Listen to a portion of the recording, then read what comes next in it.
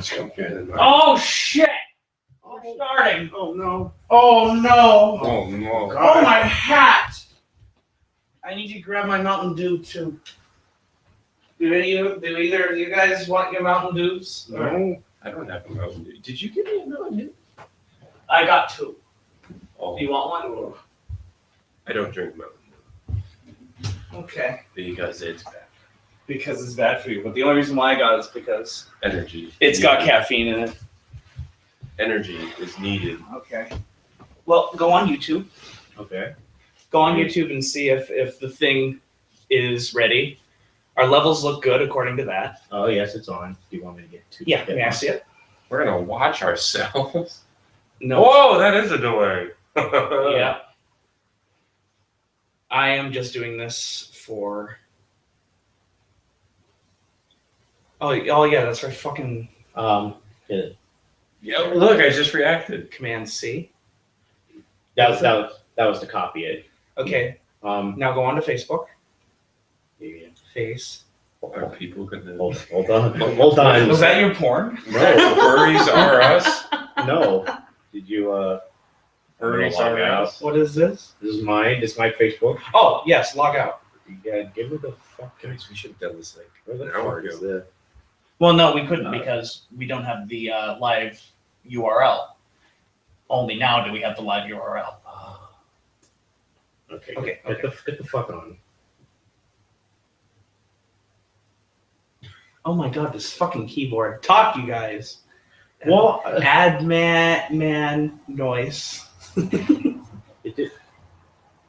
What is it? Oh, hi. Admin. And Adman. My father's nickname for me growing up was Adman. He called me Adman. And so that was my first email. So for what he's swearing, I guess I shouldn't tell my dad to watch Well, I'm not going to swear too much. I mean, I've calmed the fuck down on my video.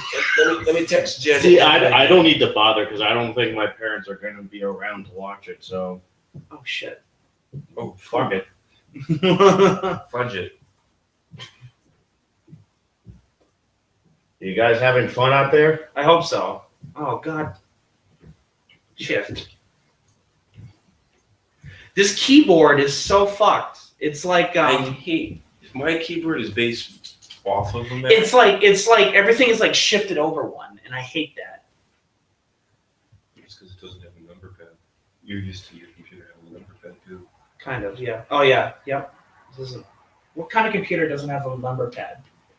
What kind of? Tell me that right now. What kind of? I don't need no goddamn. What is it? number What pad. is it? Is it Command V for paste? Yes. Which way they talk. Live show will be posted in about 60 seconds. Your time, my time. I don't know. Hello, everybody who is watching right now. I'm happy you are. Maura, is that you? I think that's Maura. Yeah, it's Maura. How do I scroll down? How do I scroll down, Mark? Two fingers. Two. That does it too. Do you want me to take control when you're done with all this? Yeah, hold on. Command. I got to figure this out, Mark. 4 people are watching and are attempting possibly to talk To to us. talk to us. No, they're not. I saw this thing. They've all said just hi, hello. Hi. We probably had like quite a lot, and then they just saw this. Yeah, And it's we're like, oh it's just- shit. It's been 5 minutes, and it's just shit, God. It's, oh Why my are God. they watching us? Well, that's a good question. Okay, well, she is now live on the Which Way They Walk page. Now we're going to AN Productions. Dun, dun, dun, dun, dun. God, this takes forever. There. It's so much easier on a... It doesn't On take a forever. PC. We've only been going for 4 minutes. For me, that's forever, man. Yeah, do you know how much Adam would have said in 4 minutes? I could have said a lot. He could have. 4 pages. And I could have been like 3 pages into my notes on one of my reviews. We're already done with the video. Video's Yeah. over. Video's over in like 4 minutes. On my timeline. There we go. I don't know why I grabbed my keys, but I didn't grab my wallet. Like, where am I gonna go without my wallet? Where am I gonna go? That's a good question. I don't know where I'm gonna go. This is weird. We should have done this beforehand. No, we can't because we need the video URL, and the video URL is Oh. created when you go live. It's got a That's point there. stupid. It's Because got a then we're point. spending like 10 minutes just setting shit Hey, up. if Ollie 43 can do it, we can do it too. Yeah. Who's that? He's another. Oh. But he doesn't do live streams often because they tend to crash a lot. Well, yeah, he's probably using Wi-Fi like an idiot. Adam. So please bear with us, folks. Were you just making a gay joke? No. You insensitive asshole. I shouldn't have had you on the show, Mark. But he should have had you on the movie. But he is in the movie. I am in the movie. I know. See? Full circle. Yeah. What? It's odd because we're looking at ourselves on the screen here, but on the screen here, we are way behind. Again, the 30-second delay thingy in the group. Geeks for Geeks. This is taking forever. Jen's watching us.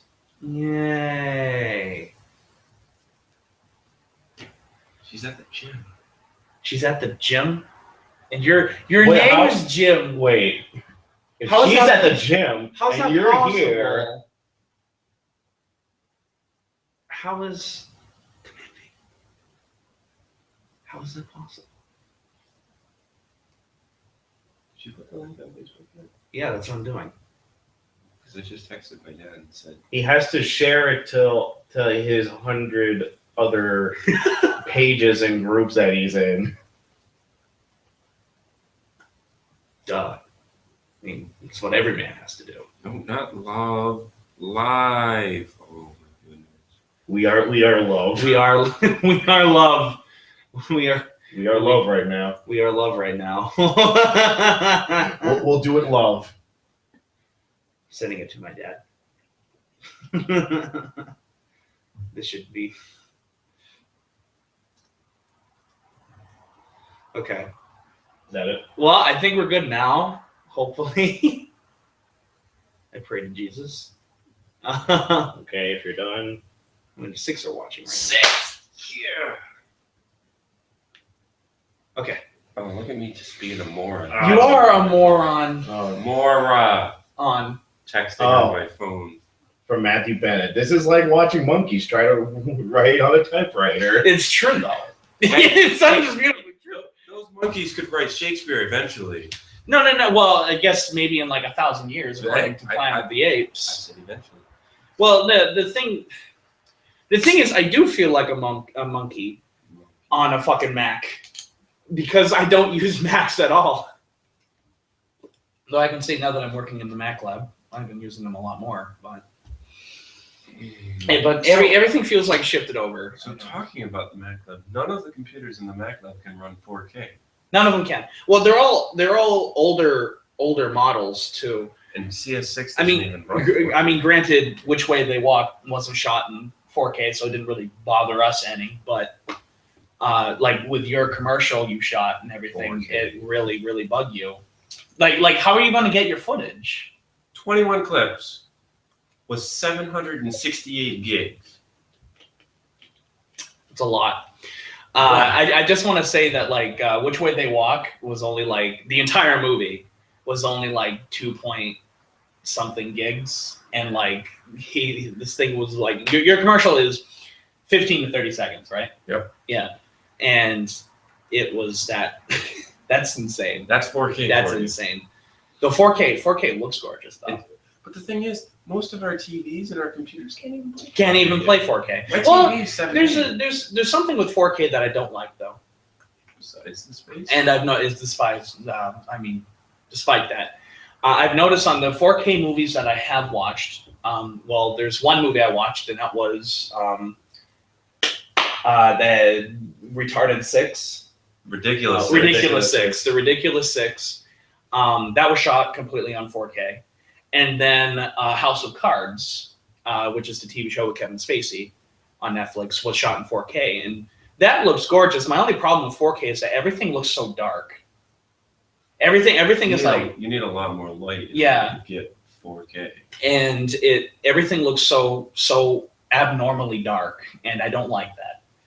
I've never liked that. Anyways, but hello everyone. Oh, we're doing a show. Yeah, we're doing a show now. Oh shit. Hello everybody. I am Adam Noyes of AN Productions, and joining me on this live show promoting our movie Which Way They Walk is Mark Schoppe, who sort of became the head writer as the movie kind of went along, as well as you are basically the main character of the movie, or one of the three main characters of the film. And joining me for the first time on my YouTube channel, though I've mentioned him a few times on some of my reviews. I've mentioned you a couple times, but is James Frasca, who was the second DP, director of photography for Which Way They Walk. Which that doesn't mean you were like second unit. No, he was the second in the lineup of directors of photographies we had on this movie. So say hi, you two. Hi, you two. But I beat you to it. Damn it. Okay. And yeah, so we're here to promote our little movie. Which was an honor to work on. Sure. Sure. I tried to give him a compliment. After many hours and days of yelling at each other and wanting to pull what little hair I have. Actually, I have too much hair in my head right now. I need to shave it. I just shaved right before this started. I didn't. And I'm even wearing a shirt that's covered in blue paint. And I'm wearing pants that are covered in the same exact blue because paint. I helped him with his fucking thing, and we help each other. Yeah, we've got like our own little like network thing going on here, I guess. But anyways, a little backstory on Which Way They Walk. Which Way They Walk was something I had in mind actually before I made Lake of Death, which was my second of the zombie trilogy that I made, and which I still think is by far the best of the zombie movies I've made. And while you could at least attest to one of my zombie movies being absolute garbage. Mm-hmm. And I wanted to make a police drama, which is pretty much what this is. It's a kind of police drama. And I hand wrote a script, a so-called script. It was nothing but dialogue. That's all it was. Right. For this movie, and it was called First and Third, meaning first class and third class. And we made Compound of Chaos instead of that, mainly because of how successful Lake of Death was in the area and even online. And so I kind of pushed it away until after I made Lake of Death. What happened was, because of the hell of Compound of Chaos, when you make Compound of Chaos, first off, if you guys complained about like us not having too much of a script to really work with on this movie, or like not knowing the stuff really until like the day before the shoot, it was even worse on Compound of Chaos because we had no script. Everything that had been written for Compound of Chaos, if you watch the documentary on the making of the movie, was thrown out the window. A lot of it was my fault, and a lot of it was the cast's fault. It was just a whole debacle of shit. And I didn't want to make movies. I actually wanted to stop making movies for a while, and said, you know what, I'll probably become a teacher of history or some shit, which I wouldn't mind doing still. But it wasn't until a fan film was released online called Godzilla Battle Royale, directed by Billy DeBose, and with many costumes made by my good friend, Jacob Baker, the kaiju maker, which that was released online, and I heard about the hell that went through making a movie, and that made me want to make another movie. And lo and behold, I was digging through the black hole in which is my closet, which is where I put all my scripts in, and I print them out, and I found the one for First and Third, and I read it, and then I actually made a script for it, like the first draft of the script for it, and that was like senior year of high school. And then quite a ways into freshman year of college, I worked on that script. And then eventually I realized that first and third sounds way too much like a, well, no, first and third sound, the title itself sounded more like a baseball movie. Or you could take it a totally different way in a sexual first and third. You could. It could be a porno. It would be a very dull porno. It would. Let's make Later to be retitled Which Way They Fuck. Which Way They Fuck. But anyways, after a while, it was actually Mark and I that came up with the title Which Way They Walk. And then after that, after some more things that kind of fell through and everything, Mark basically rewrote the script. He basically, you basically went in, changed some of the dialogue. Mm-hmm. He basically improved upon what I had written. Yes. And thus became the script that we wound up using for the most part in Which Way They Walk. And of course, this being a very independent film, things are bound to change. And unlike Compound of Chaos, where I had like this grand vision in my head that wound up not coming to fruition at all, this movie, I kind of expected things to change. And, this wasn't saying anything about the movie, but I had like kind of lower expectations in terms of what was put on the page to what was going to wind up on the screen. And we had to change things kind of on the fly, but we still had a pretty solid script to go off of. And towards the end, we really started getting into like shot lists and everything, and made things way more efficient. We were able to Easier. Yeah, and over the course of the day, we'd be able to shoot sometimes 2-3 scenes a day. We'd be able to knock them out. Which each one would have 10, 15 shots. Yeah. In each scene. Yeah. So that's quite good for just a couple of hours. Yeah. So, Jim, do you remember how you came on to the project at all, or no? I actually remember when I was a sophomore, when you first started it, I was there and I was like, who's this freshman running around with an EX3? Which is one of the cameras. And EX3s, you can actually, if you go on the Which Way They Walk Facebook page, you can see me and the first DP on the movie, Bill Worster, playing with an EX3. These cameras are huge, gigantic cameras. They're running gun cameras. You put them on your shoulder. They're not handy cams, but they're running gun cameras.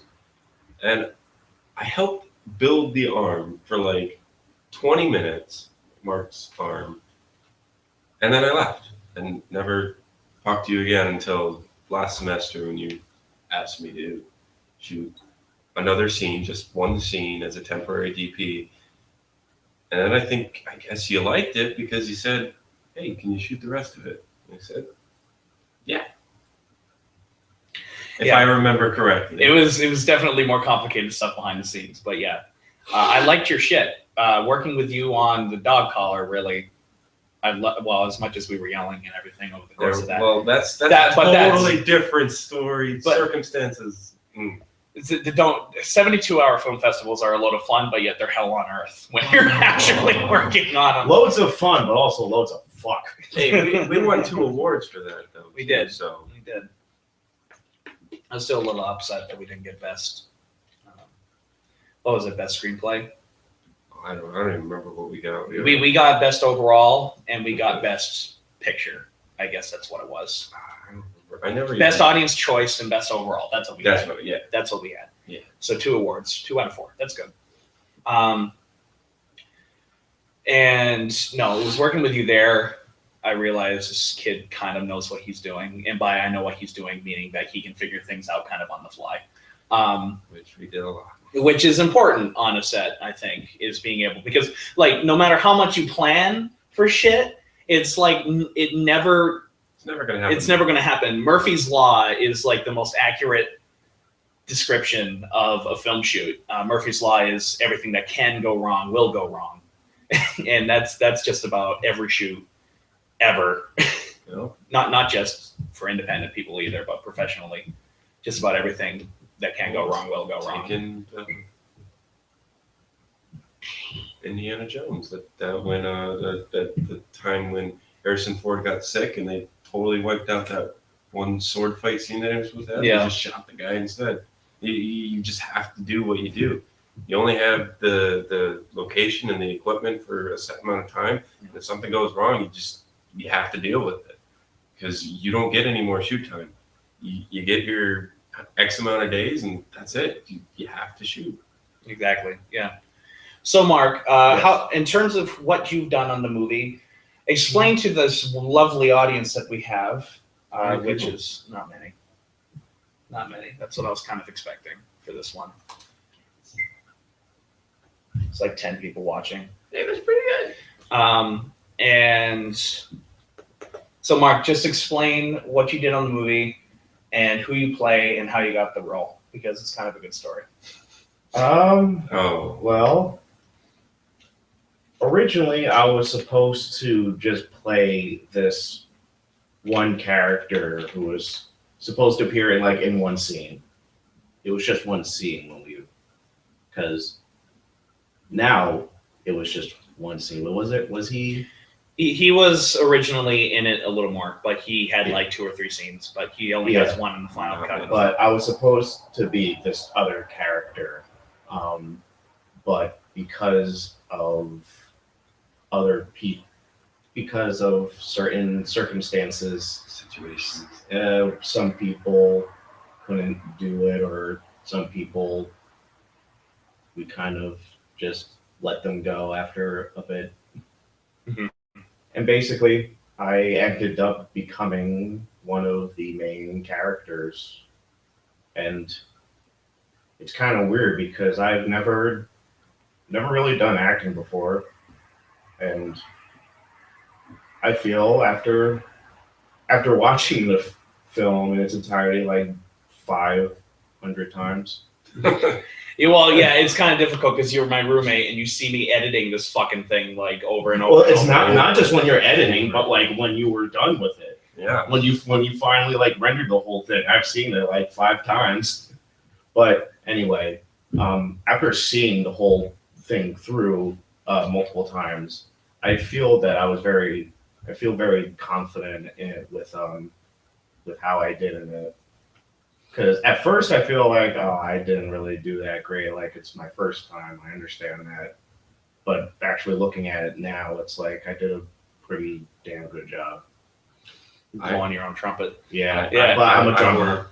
I will agree with that. He's definitely at first my thing too, because no offense to Mark, he's kind of shy, but when you put a camera in front of him, acting is crazy. Yeah. He's totally different person when you put a camera in front of him. Most people get even more shy when a camera's put in front of them, but Mark took direction very well. Adam gave very good direction, and phenomenal. Well, that always happens. Is there's these people upstairs. There's these people upstairs that just constantly during my Battle of Britain review, you can hear them moving around and dropping things left and right upstairs. It's better than what I have to deal with. Yeah, Let's just leave it at that. I'm trying. We got a question here from Sapphire Night Productions. Oh, I know that. That's my friend Andrew. He says, "Hey Adam, don't know if you guys answered it yet. So, what inspired you to create the movie, or at least why you decided to make it?" Well, I can tell you the main reason why I decided to bring this script up. There's a couple of reasons. One, it was already written, or like a basic outline was already written. So I was like, okay, well, I can do that. But the other reason was because this is as far away from a zombie movie as possible. This film. I specifically said right from when I looked at the script, I didn't want a single gun to be fired once throughout this entire movie, and we succeeded at that. There was a gun. There was a gun, but it's never fired. You see, the original ending of this movie ended in a shootout, and I completely rewrote it. And I personally think at least I made the right decision on that end. But I can tell you, at least visual-wise and story-wise, there was 3 main inspirations. I got into noir films but not in noir, just normal noir, Japanese noir specifically. I got into films made in the 60s because noir didn't take off in Japan until the 1960s. And there were 3 directors. The story-wise, I was inspired by Kurosawa. Story-wise and everything like that was Akira Kurosawa. However, visual-wise, and sort of some of the allegories in the film, though there aren't too many in the film, I was very much so inspired by Ishiro Honda. You will see, if you're a fan of Ishiro Honda, you will recognize I kind of took some visual stuff and visual cues from him, specifically in push-ins and pull-outs. And then the other one was Seijun Suzuki, who was really known for doing these kind of noir-esque, low-budget B movies for a company called Nikatsu. And he really inspired me completely with at least a visual style. And even the protagonist. I based Mark's character, Blake, mainly off of a Seijun Suzuki character from a movie called Youth and the Beast. And that heavily inspired and worked throughout the script. Yeah.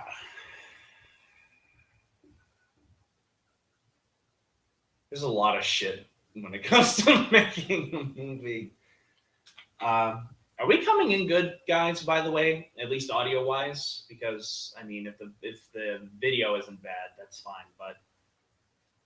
Yeah, it looks like there's levels. Yeah, the green dots are audio levels. When we kind of go like this, you can't. Yeah, green dots. yeah. But, so you might have to speak a little louder, but that's all right. Okay. What was it? There is this Either one... that, or we can just move the mic a little bit closer. I'll move the mic closer. Oh no! Hey, wait. Watch out for my dirty clothing. Where's Mara? She's boom operator. Shit. She was boom operator. This was, by the way, my first movie where I really had a crew. It's gonna be loud for a second here. Hold on. Oh no! Oh no! Matthew Bennett says that we sound good. Okay. Well, Now we're gonna sound better. Now we're that would sound better. You're right. The thing blows up, just like the car outside today. He's not kidding. A car blew up outside today. That's I pretty have intense. pictures. I will show you. He has pictures. Show the world, Jim. I will. I remember why I didn't drink Mountain Dew forever. Yeah, that's a blown up car. Hold on, I'll be able to see. We'll be able to see it in just a second. I only heard about it. I didn't actually see it. Let's see here. Oh, and there's Mike poking a goose, but I don't think we want to see Mike poking a goose. Yeah. What? Well, that's my fucking blanket. I didn't. Mark, did you really not see the picture? No, I saw. Yeah, we just saw him. we saw it through the delay. Thank God for delays. Thank God for delays. Well, apparently they didn't work that well for that politician in Pennsylvania who shot himself on live television. Oh no, I don't want to talk Yeah, but when about it's that. live TV, it's not 30, 60 seconds. It's like 5, 10 seconds. Well, yeah. Well, that didn't happen really until this. Before that, live was live. There was no delay. That didn't come out until like the 90s. Yeah. I think it was the 90s. Anyways, it was sometime after the suicide. It was sometime after that suicide on television. Great topic. Great topic. Speaking of suicide, no. So, buttons. So, Which Way They Walk was the first movie. I know I said this earlier, but then I was like, oh yeah, Jim's got to move it. So why the fuck would I want to talk about that? This is the first movie where I felt like I had a crew. When we were shooting in New Hampshire, we basically worked with, it was me, my friend Chuck, and Logan Cadle. We kind of did everything. From makeup to lighting, what little lighting we had. And no audio. We just used the mic on our camera. Delicious.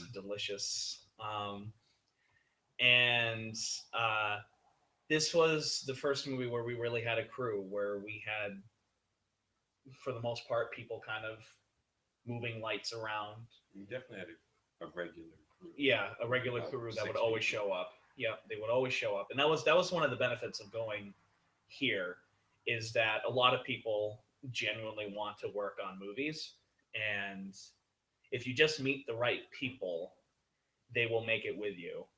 Um, but I do want to say this, is that we had absolutely nothing with this movie.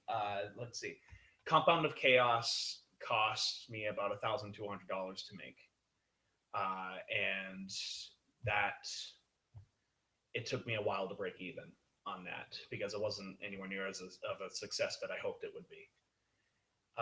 And this movie, we had like a budget of like a little over $400 just to show you like the sudden drop in the budget. And we had nothing. And it's actually Eiji Tsuburaya, who's a special effects maker in a lot of Godzilla movies. He actually said the quote that really inspired me. He says, our creativity was born from our poverty. And the more I look at that quote, the more I like it, because the arm. Explain how we made the arm, Mark. Well, the arm. Yeah.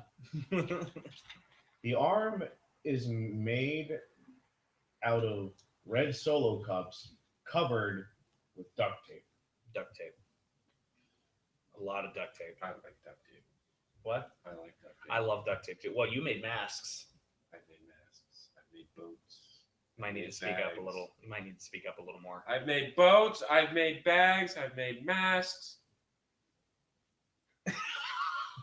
There's just one take in the movie where, like, I was telling Matt, Matt Nisbaum, me popcorn, played a character in the movie, and I looked over and I said, you might need to speak up a little more for the sake of the boom.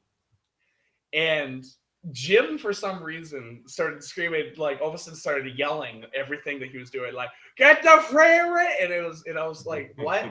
And he goes, you told me to speak louder! I thought he was talking to me. I don't know. I was listening back to that take and I was like, what? There was a lot of shenanigans behind the scenes. You know, we tried to keep it very serious and professional, but I'm just saying, most of us are teenagers or early 20s, so there's bound to be a little. Well, here's the thing: when you're working on a set, like during the last couple days of the shoot, we're pulling 12-hour days, and a part of me is also like, if you don't kind of joke around and laugh a little bit, you kind of just go insane. Mm-hmm. And you get mad, and I get mad. Right, Jim? No. Yeah. No. Well, Yeah. No comment. I plead the fifth. But you know, things work out in the end. Yeah. Like we shot literally all the stuff with my character of the film. We shot all of it in the lobby of the hall, which is right over there. We converted it into a kind of living room. Yeah. And there's tons of furniture in there, so it'd take us a while to move all the furnitures. And then we'd move my desk that's in here, which weighs a ton, and we'd move it out there. And then we'd move the drawers, which weigh even more. And Jake, specifically our mascot, would bring it out. And it would take us usually anywhere from like an hour to an hour and a half Just to get the set to look like it did the previous shoot, or to clean it up to make it look like from the beginning of the movie, because you don't film a movie in order. As much as you want to try to do that, you just can't, especially if you're making an independent film like this, because you might not have an actor this day, you might not have this crew member this day, so you work with what you have. And so we had to shoot kind of in and out of order several times, not just through the beginning of the movie, but the second half of filming, which this film was split into basically two kind of sects. You have the first part of shooting, which took place last year, which was all the stuff that was shot outside, out and around cities, in dumps and everything like that. We shot all that in one half. And then we shot all the interior stuff, specifically in one area, not long ago, in November, December, January, within the past 4 or 5 months. And being inside, I felt, anyways, we had a lot more control over everything, and It's essentially a studio. So we kind of converted this lobby into a studio, and we didn't have much for equipment at all. Go into detail about that. Go into detail about equipment. Well, primarily the things that we shot here was shot on a 7D, which is a fine camera. Problem was lighting. We didn't always necessarily get the lighting equipment that we wanted. We tried to stick with soft lights. So I don't know how much people know about soft lights, but hard light, looks like old movies, heavy shadows, makes your actors sweat a lot. So when we were able to use soft lights such as the Kinos, we were very happy. Lighting often took the longest time, actually. You put your camera down, you put it on the dolly, and you mark it. That's done. You're done. But when you're doing lighting, you have to worry about shadows. You have to worry about the light actually being possibly in the frame. All this stuff takes time, and that's where it. I don't know where I'm going with this. Well, the lighting takes the longest, hands down. It always takes the longest, I've discovered, to set up. And I agree that, like, from now on, this movie really taught me this, is from now on, shoot the wide first, because that's the hardest thing to light. Shoot the wide shot shirt first, and then go in for the close-ups and the medium shots, because then you can literally just modify the lights you have up a little bit. You can just tweak them a little bit.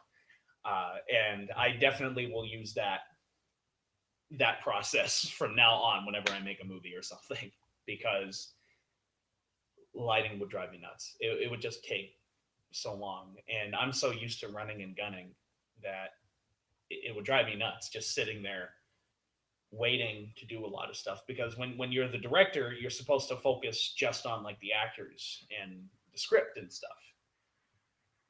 And so sometimes I'd get my actors ready and we'd be ready to shoot, but we'd still have to wait like another 20, 30 minutes for the lighting to get ready. And that would drive me nuts. That would drive me crazy. There were days I'd have bullets sweating off my head, but I think after lighting taking 40 minutes, everyone gets a little frustrated. Why aren't we filming? But then you see in the long run that it's worth it. Usually. Yeah. Sometimes the director just says, we got to shoot, and you have to say, all right, but we're using the lights that we have, and you just keep going. Which sometimes you have to. We were very blessed, specifically during the second part of shooting, that we pretty much had the lounge for as long as we really need to have it. It was 7 p.m. to whenever. We'd set up by 7 p.m. We'd be done setting up the living room by like 8:30, and then we'd start shooting. And we would go until 2, 3 a.m. We would, yeah. Sometimes even later than that. Yeah. And what we do, because I had worked something out with the equipment room, what is he, a manager or? Charlie, yeah. Manager. And we worked something out with him where we would grab our equipment the day of, because he had a class with all that equipment. Yeah. And then I'd sign it out and put in my name and everything. And we'd be able to, that day, grab our equipment, wheel it down to the lounge. And then that night, we'd be able to wheel everything back. So that way it didn't clog up our rooms or anything. And also, someone who works in the equipment room, it makes it a lot easier for me too, because the next day we have the equipment all there and it can go out to other students. Right. It's literally like, and we shoot for the first part of the second part of filming. We shot Tuesday nights because Tuesday nights was the day that everyone seemed to be freest. Preferably, I would have shot on a weekend because that way nobody had to really get up in the morning, you know? People at work. Yes. Unfortunately. Yeah. And so we only shot on Saturdays during the scenes that took place during the day, in which I told them way in advance, these are the 2 or 3 days that we're going to be shooting, so that way they can ask for it off, because this is not a studio system or a union, you know, where they have to show up because they've been signed on to something. These are just friends, right? Doing this out of kindness of their hearts. They're doing this for that and food sometimes. And oh god, what was that shoot where it was one of the first shoots we did at night, and we didn't get done until like 3:00 in the morning, and we said, fuck it, let's go to Dairy Queen. Oh my god, yes. Yes, we did. And we got ice cream. Well, we went to Dunkin' Donuts that night too. Donuts. Yeah. Oh god, like we were just all like, I think we were overly tired. Beyond exhausted. And all of a sudden we were literally, I'm sitting in the equipment room, which has a set built in it. That we couldn't use. That we couldn't use. And so I sit down on this couch, which is a dirty couch, but it's unbelievably comfy for some reason. Anything's unbelievably comfy at 3 a.m. after working. You know, we have class starting at 9. And, yeah. So 9 a.m. to 3 a.m. and then we got class the next day too. And so we were talking, and suddenly we're all like, I'm hungry. Let's get food. And so we all literally we were going to Dairy Queen. That was closed. And then we were going to go to Sonic. That was closed because why the fuck would they be open at 3:00 in the morning? And so then we're like, oh, Dunkin' Donuts. And so we went into Dunkin' Donuts. We got so many donuts. We got so many. I bought them all donuts. And what scared me was that these 2 cops pulled up. And I was like, oh no, they're going to think we're on like drugs or some shit. We smoked the drugs. We smoked all the drugs. And no, they didn't bother us, thank God. Yeah. Sitting at Dunkin' Donuts at, now 3:30, almost 4:00 in the morning.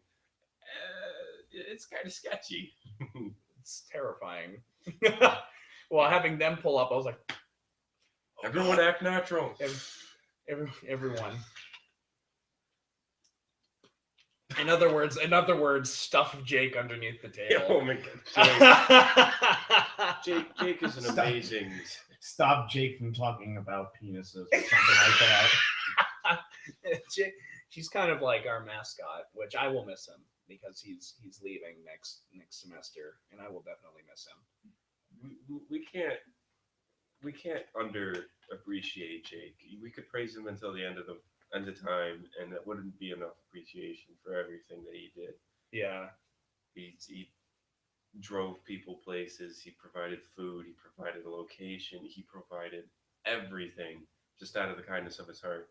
I think besides Mark and Adam here, Jake is the next most important. Seriously, yeah.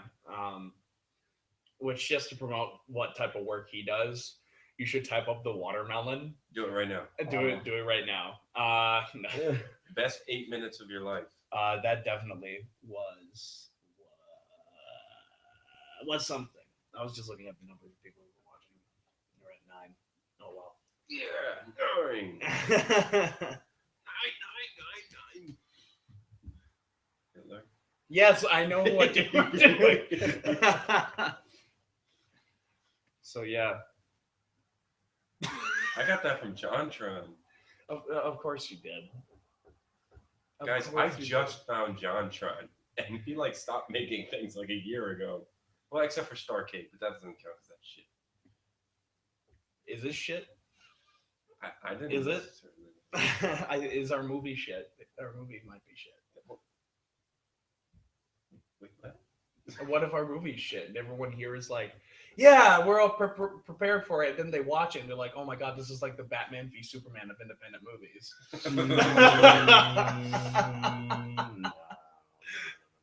It's entirely possible. I think I watched it. I think it's pretty good. I'm not a noir film watcher, but I thought the story was very interesting, surprisingly or not surprisingly. And I have to give a lot of credit to Mark and Adam for writing this script. It's definitely Well, intriguing. it was weird shooting because again we would have to tweak the script sometimes dealing on with the fly. on the fly dealing with situations we've had, so people didn't really know what went where in terms of the movie when they were shooting something. And the day predominantly that I think about that was one day when one of our actors showed up 2.5 hours late. Oh, which day was that? Oh yeah, he did that multiple times. But it was the first day. It was the 12-hour day. It was the first 12-hour day we pulled. It was on a Saturday, and we literally, with the shot list, shot everything around him. Yeah, that we could shoot. That we could possibly shoot without him. And everyone, including myself, was like, what are we doing? What the hell are we doing? It wasn't pretty. I'm very glad that was actually towards the end of our shooting. It was within the past, not past, but within the last couple weeks. And by that time, like Adam said, towards the end of it, we had shot lists. So it actually wasn't too bad. Right. Because we were able to just say, it could have been a shit ton is this person in this shot? No. Okay, let's film it. We cross it off and go to the next shot. And then once the person showed up, we were able to go back and start shooting it. It is a little chaotic for the actors. Yeah. Very chaotic for the actors, but not necessarily for me as the DP or Maris as the sound operator, because it doesn't matter what order we shoot in necessarily, because we're not the actors. We don't need to be in the moment. We get told, this is the shot, do it. And, doesn't matter what order I or Maris or Jenny helped out a lot with lighting and Matt. Oh my God, Jenny Pautke. I always say Patuk. She was like, no, I don't know. Yeah, her name, her last name Jenny, is, I believe it's Patuki. But anyways, I miss your father, by the way, Danny, if you're watching this. Your father was amazing. But she was another kind of unsung hero of this movie, because she, especially when she was working with you, she was the person in charge of lighting. She was the person who was always out there moving the lights when you said move the lights here, and everything like that. And then she, of course, stepped up to the director of photography plate the couple of days that you couldn't make it. And she did her damnedest to try to both emulate you in terms of how you did things and both try to get what I wanted. And I cannot thank her enough for doing such an amazing job with such a chaotic, very, very chaotic set. And she did a just absolutely wonderful and magnificent job. And if I ever really make it, or like get actually making like an actual movie with money, she's definitely got a job. I'm definitely working with her. She was absolutely amazing. I've worked on a lot of sets too, and a lot of people don't know their roles, their positions on the crew. I felt that in this crew, I hate being a boss. I really do. But, when we're on a schedule, this crew was really good with taking orders from Adam and myself. When I say, I need that kino, I need it moved over 5 feet, I point to someone, they do it, say please, they say, yep, no problem. And, it was for the most part, it was a very nice and communicative set. And right. I kind of just want to send a shout out to everyone that helped on the film, and especially during the last like 3 days of shooting. Especially when I had a shot list, I'd be like, okay, we're shooting shot 10F, or scene 10F, And as soon as I'd say 10F and I'd say this is a wide, everyone would get up and start moving. As soon as I'd shout out the shot, and I cannot thank my crew enough, especially during the second part of filming, because we didn't really have too much of a crew for the first half. And I also just want to really say this too, is that we were nothing but a bunch of freshmen and sophomores, and you're a junior. Me being the only junior. Well, Maris is a junior too, but oh yeah. she. Well, I guess. But. The majority. Well, yeah, aren't you technically qualified as a junior? Yeah, yeah. We were junior. Yeah, apparently I have one more year. Look at this kid. He's like, oh yeah, I guess he didn't get the memo. Oh no, you did tell me like a couple weeks ago that you only have a year left. Yeah, shit. Yeah. Well, it surprised me. Yeah. Well, at the time we thought he was a sophomore, so he's still a sophomore. he's still technically a sophomore. Either way, I am a junior in terms of my name. Right. Oh, because, Yeah. Rizzuto, give me more. And my dad's a senior. Oh my God. More ways than one. Anyways,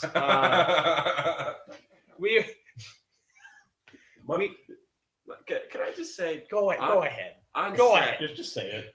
On set, Mark does these one-liners, and I swear every time he won't talk for like 20 minutes, and he'll say one line, and the whole room goes silent, and then 10 seconds later, everyone gets to this little joke that he says. Yeah, it's always and everyone dies. And well, either we do that or we want to punch him in the face. So usually it's both. It's one of the other. Most times it's the latter. Mr. Pun. It's the ladder, and I try to climb it to get the fuck like out of that. here. Just like that. I swear to God.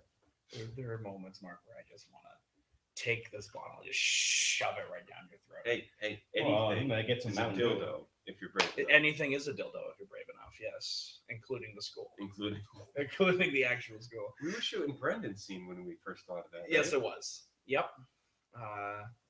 That was. Yeah. I was God, there that was. Yeah, you were there for that. Was that the first technical shoot day yes. that I was there? Yeah, that was actually one of the first technical shoots, period, of the movie. Because the first day of shooting, I didn't use any of the footage. I didn't use any. Oh, yeah, I wasn't remember helping really. I just was kind of asking what you were doing. Yeah, and you just kind of pulled up there. Well, okay. What I was saying before is that we were nothing but a bunch of freshmen and sophomores, vast majority of us, freshmen and sophomores, who were just basically playing around with the video camera, seeing what we can do with the equipment room has that they would allow us to have. And I'm not going to blow. I don't want to sound like an asshole, but I am an asshole. Let's face it. We had almost no help from Upperclassmen, specifically upperclassmen, or help from the theater department. Every time I'd ask, we need some actors. No one gave a shit. No one gave a shit, and we made something. And it may not be the best thing in the world, and it may just be kind of like one step in, it's definitely a step. I'm proud to have my name on it. I'm definitely proud of the outcome too. I think it looks great.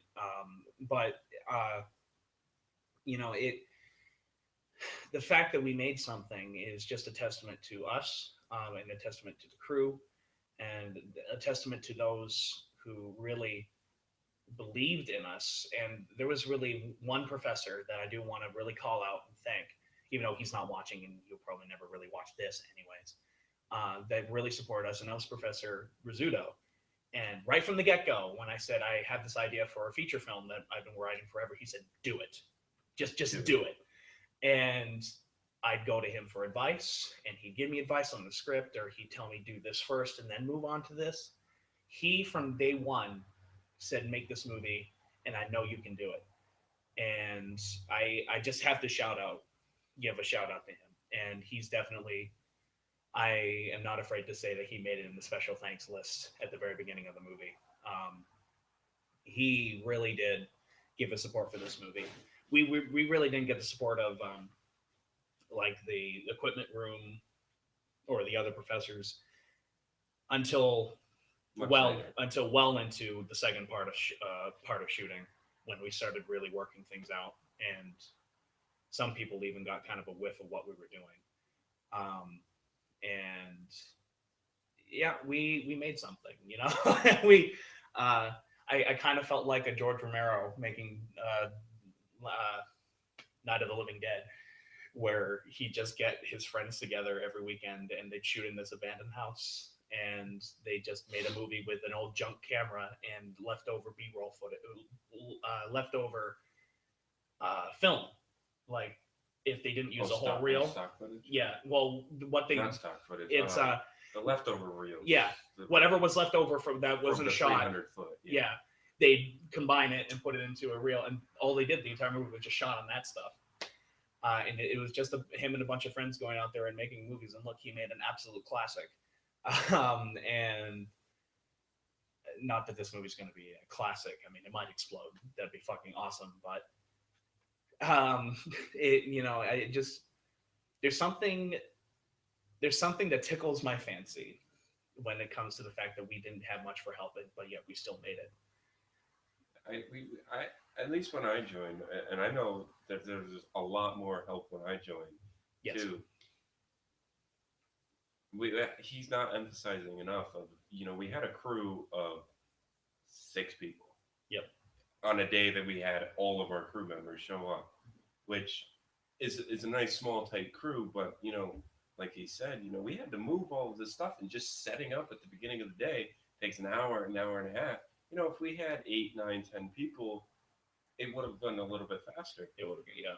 And, with having people that were at least a little bit more upperclassmen. When I joined, I was only a sophomore.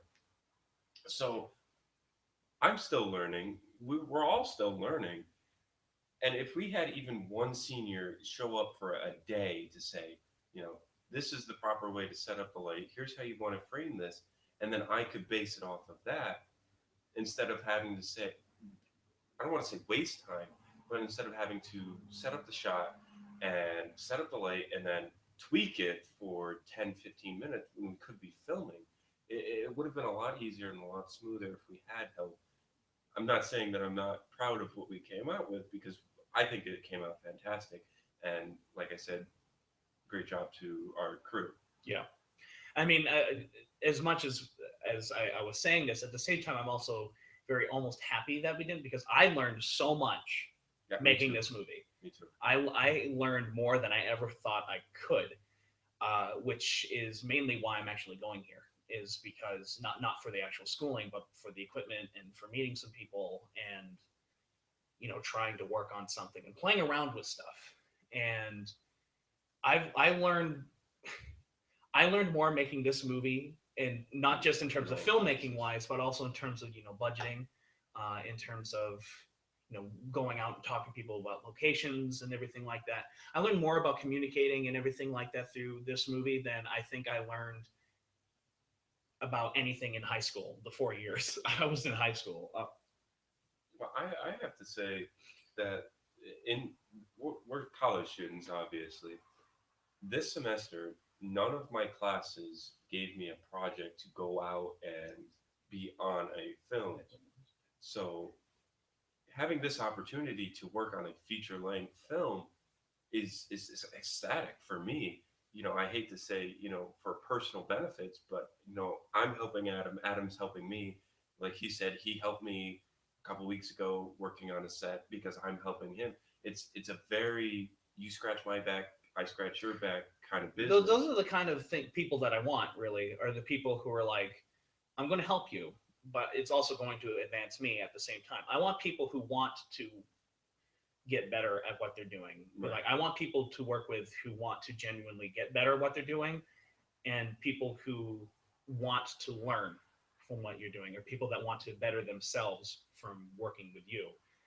I want those kind of people on my set. I want those kind of people working for me, or people who are, creating something with you. Those are my lights, Jim. I'm sitting on it. It's like stabbing me Oh, in the back. go ahead and take the thingy off. Yeah, I don't even know why I have them up there anymore. They're out, so I don't even know why they're still there. But yeah, Mark. Oh, Mark, you haven't said anything for a while. Well, where's your one-liner? what one liner? That's not it, guys. Wait. I don't have one. He's pulling your leg. Just wait. I can't pull their leg, Jim. Damn it, Jim, they're dead. I set him up for it, guys. I'm sorry. I remember why I stopped drinking Mountain Dew for so long. Guys, I haven't had a Mountain Dew. This past Christmas will be 2 Christmases, but I haven't had a Mountain Dew. So, what, 2.5 years. The last time I had a Mountain Dew was a few hours ago. Ah, see, he did it. He did it. He did No, it. He did it. he just pulled his leg. Has there been any questions? Like, I see all these comments, and we haven't even like Oh, Mark, mentioned and it you're yet. not talking and you're not reading. Well, I mean, there hasn't been much. Well, what are they saying, Mark? Well, Inform me. Matthew Bennett asked, this was quite a while ago, Oh, great. would you ever fight a blind person? Would I ever fight a blind person? Yeah. Yes, of course I would. If it would progress myself forward in any way, of course I would fight this blind person. Wait, who's the question directed towards, Adam? It was Adam. Oh, Of course it was directed towards me. It's Matthew Bennett. directed. Because you're a director. What I meant. Hedora the douchebag Oh, I love Hedora the douchebag. asked, this was also a while ago, I am very sorry. Have you ever seen or heard of Ralph the Movie Maker? No. What is that? No, What is that? Ralph the Movie Maker. I know who Fred and Sharon are, and they use Comic Sans. Yeah. Oh no. Rotten I Ralph's remember them. Candy Store. What? Rotten Ralph's Candy Store. What's that? It's a candy store. Well, I figured it was a candy store. It's where Ethan and Edward are shooting their commercial project. Oh, they actually got a store? That's freaking Yeah, awesome. it's a family-owned business, so it's actually really cool. They have free range to do whatever they want. Oh wait, That's so, all- so, let me they, guess, so they they got have a got a new store. Yeah, you were in class today. They were posting the pictures on the wall on the computer. So let me guess, they have to shoot it like from like 2 a.m. to like 5 a.m. No, see the thing, I'm pretty sure that the business unfortunately isn't doing very well. So they were like, you can shoot whatever. Oh yeah. Okay. Okay. It's a lot easier if you go to a family-owned place because then there's no higher-ups. You know, I shot at a pizzeria once because we just walk in and say, "Hey, you guys own this place? Yeah. Can we shoot here? You know, when's the downtime? When's the time that you don't get that much customers?" And you know, often, 3 to maybe 2 to 5. You know, usually restaurants don't get very much business, or usually even in the mornings, Yeah. especially a Yep. pizzeria. Yeah. I've worked on a project where we shot at this location. We had it from 11 p.m., which is when it closed, to 5 o'clock in the morning, which is when it opened. Same thing. So we ran in there and shoot all night, and then when they came to open it up, they'd open it up, and the objective, if you're shooting at some sort of location, is to leave it cleaner than when You don't you wanna found burn it. Don't burn your Don't burn it. locations. I burned one of my locations, and I will never do it again. And though it was not for film reasons, though, but I burned one location, and I'm not going to do it again. We got a comment on here from a Jen Hoffman Hey. saying that Jim is a cutie winky Oh, face. That Jim is a QT. Jim, are you a cutie? Apparently, I have a fan. Love you too. I was gonna That make fan is your girlfriend, Jim. Hey, shut up. Oh, or are we not supposed to? We're not supposed. We're not supposed to reveal that. Was that supposed to be a Wow. secret? Yeah. we are pathetic people. You know, we sounded professional for like a Oh, solid right. 15 minutes, man. Well, it's like our sets. We always sound like professional in 15-minute intervals, and then just like Then there's 45 minutes of us just Goofing off. talking shit. Oh, I got a hole in my crotch. Oh my God, Jake. I got a hole in my crotch. also, Maura wants me to read her comments as well. What does she Okay. say? No, she just wants me to read them. Well, what are all these? I see loads of comments that aren't being read. Well, What are they? there's one that she posted saying that she was making the Emperor's New Groove reference. Oh no. We have Disney freaks who work on our crew. We apologize for all the Disney references. For those of you who are not Disney lovers, I myself am a moderate Disney lover, thanks to these mofos. Wonderful people. I love how you say wonderful people, and I just flat out call them motherfuckers. You said mofo. Well, I said mofos. Mofo. See, that's one good thing about working with this crew too. Is like, to be honest, I don't have that many friends. Didn't have that many friends, but the more that I worked on the set, you get to build a relationship with everyone on the set. When You you're do. spending 13 hours with these people 3 days a week, you kind of get a bond with them. And now every day for dinner, we all meet up in the cafeteria and we all have dinner together. Yeah, I mean, when you're literally on a set working with these people for so long, you kind of, one, have no choice, but two, Befriend them. you do. And it isn't just us. I mean, I've heard stories about this all over the place, where people just become good friends just because they're on set together for so long. This movie was nuts. You know who another unsung hero is? Oh. Matt. Matt Dolly Boy. Nussbaum, Dolly Boy. Dolly yeah. Oh my God. He doesn't even study film. He's an audio major, I think. Audio business. Audio business major. What? And But he's got a band too. Check him out. The Precautions. Check him out. Check them out on Facebook. Do like them. I have listened to their album and It's really I liked good. it. It's good. And I don't like music, so ask these two. He doesn't like music. And I just burp. I keep burping. I didn't even eat really anything other than some tuna tonight. And I had see. I'm supposed to be eating healthy. Since Jen is watching this, I only had a salad, an egg salad, and I can vouch crackers for him. for dinner tonight. That's all I ate for dinner, and no soda. 3 days in a row, no soda at all. No, this is the first soda I've had in a while. Although I'm really craving the soda that Adam offered me. Can I have it? He's asking you, Jen. It's up to you. This is a life or death situation here. And that salad's actually the only thing I've eaten today because I haven't eaten anything. no, that's a lie. I had those ghost pepper wings for lunch. Oh, she replied for the first part saying that you were of what you ate today. She said that she was proud of you for getting healthy, and then asking if you can have a soda. No. So I'm gonna have a Mountain Dew sitting in my fucking fridge that I know I'm not gonna want to drink because they taste disgusting. I too got bad. my hopes up, man. Yeah. Well, So, Matt, is the behind the scenes going to be released? maybe. Okay, if they are released, there's literally a 3-minute segment. Matt is nicknamed Dolly Boy because often I didn't have a key grip or anything. He was just a grip. We didn't have really any gaffers. Well, I Sure, literally invited him onto the set, being like, "We need some extra hands. I know you're not into film, but we need some extra hands. Can you help?"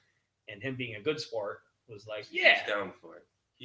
When I asked him, this was when Jenny was my AC, Maris was running sound, so that was all of our crew, but we needed the dolly to move. And I said, Matt, I don't know if you're comfortable with this, but can you please help with this? All you got to do is pull the dolly back and turn around this corner a little bit. That's all you got to do. And he couldn't do it. He couldn't do it. He couldn't do it. Granted, we were using the Western Dolly, which is like a giant hunk of metal. It's awful. It's awful. It's awful. You push it straight, it goes left. So, in the behind the scenes, there's about a 3-minute segment out of the whole thing where you can see me using gaff tape, which is basically duct tape, and I put it down and I make a runway for him, basically like a street. And he totally is big, good sport. And he's so happy, and he stays in the runway. And after that, we just started calling him Dolly Boy. Well, I did. No one else really calls him Dolly Boy. I call him Dolly Boy, and I just call him Matt. Everyone calls him Popcorn for whatever reason. I wasn't there when that happened, so it's an inside. It's an inside joke. See, I wasn't in. I'm totally out. Jim puts out. Oh no, Maura said something. Remember during one of the 12-hour shoots, you had Alex hold your gross New England soda, and everyone took a sip. Oh, my Moxie. The Moxie? My Moxie. I still have a can, just sitting in my fridge because I was saving it for a momentous occasion, and I don't dare drink it now, actually, because it's been sitting in my fridge since the beginning of the year. Speaking of the Moxie, I had never had a Moxie before, and I tried it. I finally figured out what it tastes like. You ever get those hard candy root beer things? Yeah, to me it tastes like unsweetened root beer. That's exactly what it tastes like, but carbonized. Yep, I agree with you. I think it's nasty. Jen says she loves it. Jen says, yeah, she loves it. Saying that she loves it. She doesn't have to comment. Moxie. I know she loves it. I was going to say that because I was going to thank Adam, because one day I came over to Adam's to watch a scene in the thing, and I saw him drinking the Moxie, and I said, "Can I have one? Can I have one?" And he said, "Jim, you don't even like this. Why do you want it?" I'm like, "Jen's here. She loves Moxie." So I take the Moxie and I go back to my dorm after I watched the scene, and I give it to her, and I don't even tell her that Adam gave it to me. I just told her that I had it, and she was so happy. And but you can't buy Moxie here. I know. On Long Island, you can't. Like every time. That's why every time. I mean, I got sick of it, but now I can probably drink it like excuse me, like there's no tomorrow. You can't buy it here in Long Island. The only places where I've seen it like sold regularly is Maine, New Hampshire, Vermont, and Upstate. Yeah, it's a big New England thing, big northern New England thing. And they'll sell it in like Walmart. Like that'll be one of the first sodas you'll see walking in is Moxie. And I usually stock up on it before I come back. Like if I'm on break, I usually stock up. I actually have some Moxie posters at my house because I can't remember the baseball player who is it. He's probably from Maine. Is his name? No. Well, it might. I don't know. But Jen knows this. But anyway, we got baseball posters in my house. But anyways, Moxie is, in my opinion, the drink of the gods, and it is my favorite soda. And I always stock up on it every fucking time. And you can tell that I stock up on it because there is an episode or a review that we did where Mark is taking a shit on the toilet. Oh, no. And I come in and I make a fucking mess with all my Moxie. Product placement. You know what? Speaking of Mark and on that scene, this is the first Aeon Productions thing you see me in. Yeah, I said that when I introduced you. It was like the first time ever on this channel, even though I mentioned you. I'm actually here. I mentioned you on my Varan the Unbelievable review when you said that it looked like a flying squirrel dragon, the monster, and I was like, I had to agree with you. So now I have to like go through. I wish there was like an index in all of your videos, No. so I could type up James Frasca or Jim Frasca or that asshole, and just find everything that he's talked about me now. Talked about me now with me. Don't think too much about it because if you do, I think we're all gonna get hurt in the end. I think Yeah. if we think about anything too much, I think we're all just gonna get hurt. there were times, going full circle, on set, and you can't deny that I would totally overthink a shot. Yeah. And we would get into an argument, and you would just say, Jim, it's this simple. And it would take me like a couple minutes. I'm like, I get it. I feel like I remember a couple idiot. of them. There's a couple of them where it was a pull out on a phone, and you thought you were like it was the wrong angle, and you were setting everything up. Yeah. I was like, "What the fuck are you doing?" I think he literally said, "What the fuck are you doing?" I'm like, "I'm setting up the shot." And he's like, "No, you're just pulling out and tilting up. That's all you're doing." I'm like, "Oh, I don't know what I was getting ready for." Yeah.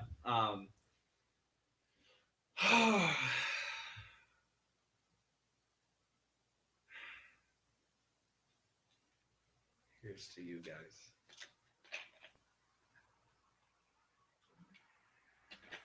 I thought that was a flask at first. I was gonna say this isn't a flask. This is I my was like, phone. holy shit. It's So my, you snuck a flask on and didn't even freaking tell me? it's my phone. It's got a picture of a beautiful girl, and the camera turned on. Okay. Well,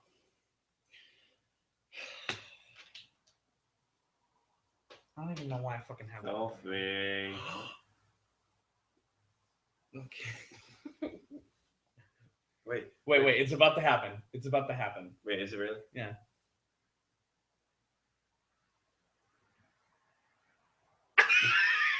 Wait. It's gonna be better now because I turned this phone is state of the art. It's got a front facing flash selfie. Oh, let's wait for it. Very entertaining stuff, right? Us watching ourselves. Here it comes. Here it comes.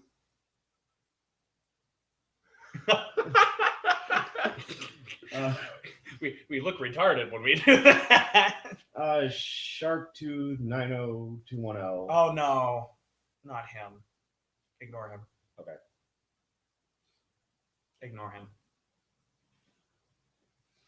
Jen says you're a tool. Oh, we I'm knew not that. a tool. If I was a tool, I'd be sleeping around with a whole bunch of girls, but instead, I have to choose my words wisely. I don't know parents. No. Shit. You backed yourself into a corner, sir. So Which Way Do They Walk is a great film. It is. Wouldn't you agree, Mark? Yes. I'm trying to get Jim out of this corner he backed himself into. Okay, what I'm trying to say is that he tools literally isn't are like in relationships for like Tools one are or like 2 layers. days. Tools are like layers. They're in a relationship for like 1 or 2 days. I've been in a very committed relationship with a beautiful woman for almost 3 years.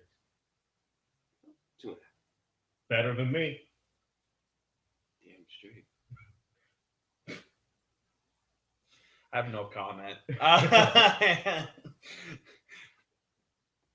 This is me imitating you, Jim. I'm a Rizzuto. I talk with my hands. Well, I talk with my hands too. Not as crazy as Rizzuto. No, but... I talk as crazy as Rizzuto. Oh shit! Like I look at myself. And we and so we're like this on set too. we are. Well, the thing with us is that we get serious when we really need to get serious and everything. And if you're not like this on set, sometimes especially when you're setting up shots and getting things ready, if you're not like joking around, like those are the times when we joke around. Is when we're moving stuff, and as we're setting up, we'll say jokes and we'll laugh and we'll giggle about stupid shit. If you don't do that, you go insane. You go absolutely insane. It's a high stress day, so if you don't joke around, you're seriously you don't not like the person, but you're just high stress. And if you don't joke around, then it just turns into anger and you start yelling at people. So it's very good to just joke around, have fun. Something doesn't quite go the way that you want it to, or whatever. You just keep going. There it goes. Sorry, and I'm still doing this whole. It's like a rhythm. Morris says that we're 12 years old. We're acting like 12-year-olds. I have to agree.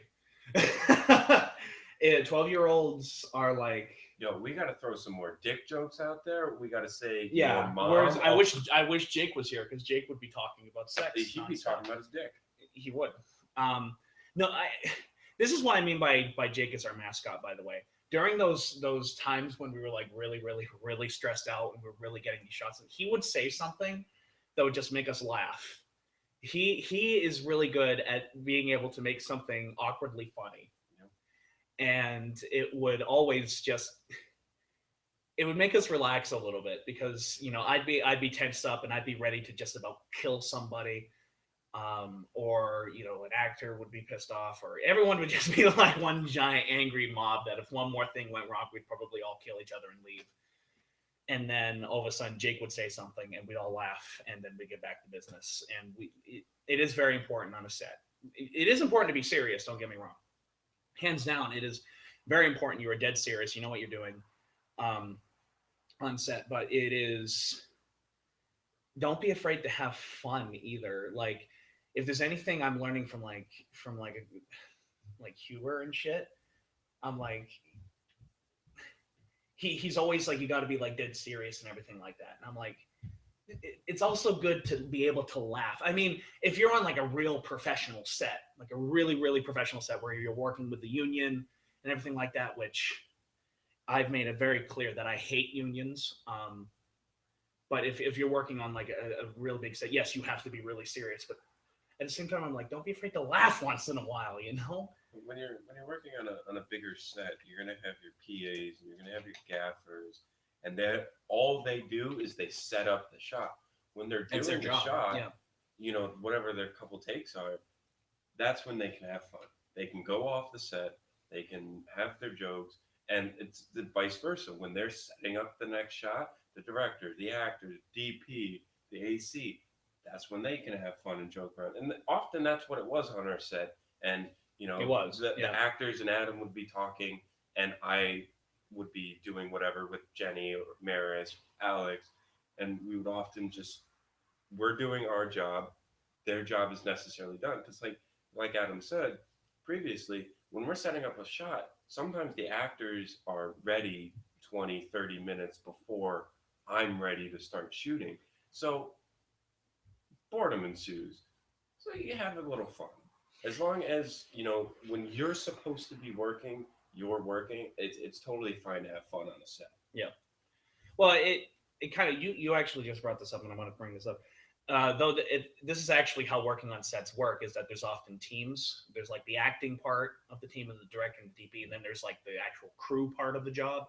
You're split into two teams essentially, where the director is in charge of the actors and everything, but then the DP is in charge of basically the lighting crew and everything and setting everything up. Our film kind of not even on purpose kind of split into that without us even really talking about it. I'd be off directing the actors and working with them, trying to get lines memorized, which was a pain in the ass, while Jim would be setting up the lights. And as a result, I mean, it did still take a while, but we were pretty damn efficient on days where we were really, especially on some of those days, like towards the end of the shoot where we needed to get like 3 scenes done a day, we were pretty goddamn efficient.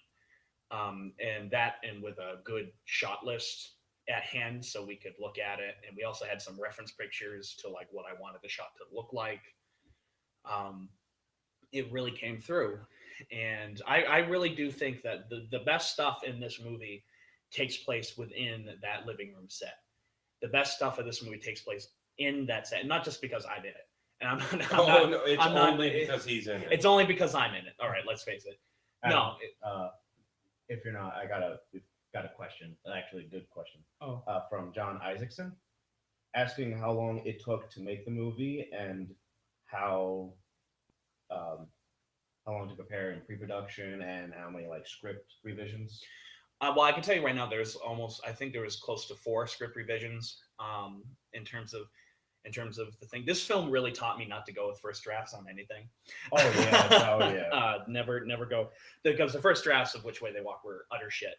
And I can at least say that I think this movie is actually pretty smart. I think this is a pretty smart script. I'm very happy with it. If anything, like I'm really happy with this script. But in terms of pre-production, that took a year alone. Just trying to figure out what's this going to look like, what's this arm going to look like, who's going to do what's this character like, reworking this character. That'd take a year.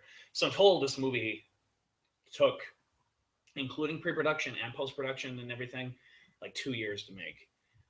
Which is the longest I've ever worked on a movie, is 2 years. And that sounds like a ridiculous amount of time, but you got to realize that I'm working a job. I'm not just one job, but like 3 jobs over the summer. That's what I do. We can't film at all. Yeah, we can't.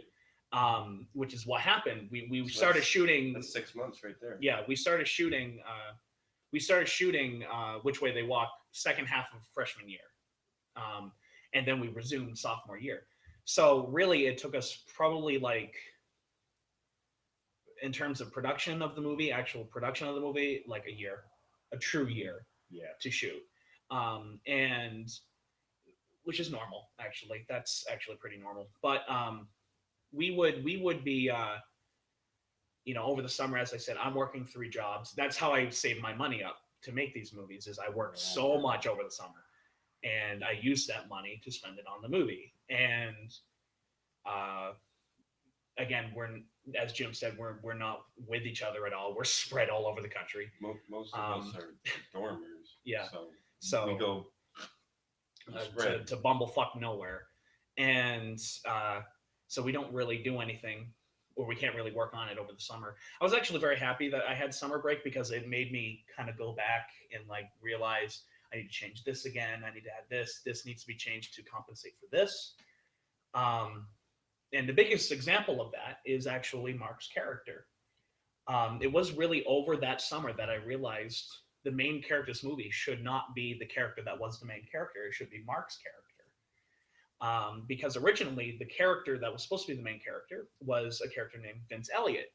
And Vince Elliott was kind of the main person driving specifically the second plot of the movie, the B plot of the film. And all of a sudden, the more I was working with Mark, and Mark was kind of filling in this actor's shoes because he was busy, and so on and so forth, that he couldn't start making a shoot. So I'd rewrite the script on the fly to make it fit his character. The more I realized he's really the main character. He's really the interesting character that we should do something with. And because of that break over the summer, I was able to kind of go in and say, change this to this, and then hand it off to Mark, and then Mark would work on it, and so on and so forth, to change it to make his character Blake the true one of the 3 main characters. And I'm very happy for that. I think his character is way more interesting, not just personality wise, but even when you first really see him.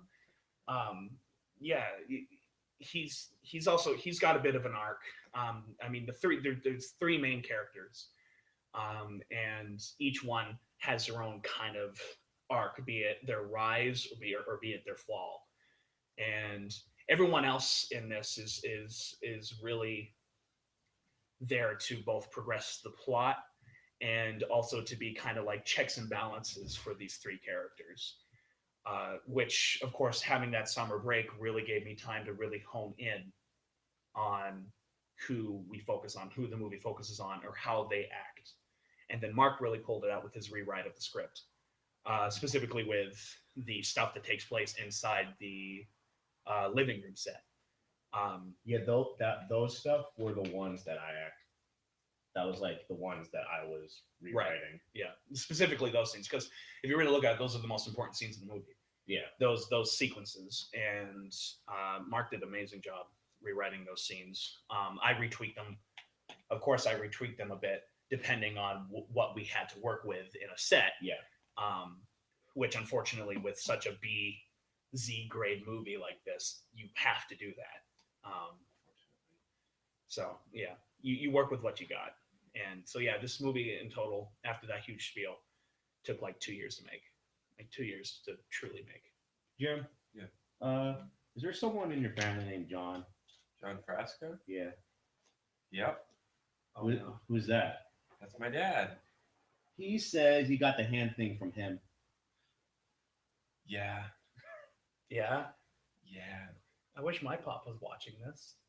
I don't know if he is. He actually might be. He just doesn't know how to Hi, comment Dad. on anything. So if my dad's watching, hi, I love you. I love you too, Dad. Yeah. Okay. What's something that I did so my dad isn't wasting his time? What was the most challenging shot we did in the movie, by the way? What did you have the hardest time doing for the shot, or what was the shot you had like the most hard time setting up? The first scene that I actually helped with was the movie theater scene with Tetsuya and the Red Sand dealer. Yeah. That was really the first time outside of a class project I'd ever worked on a set. I think that was even before I worked on Jeff's senior project, the La Revenge. I had just that day in class learned about the 180-degree line and shot reverse shot.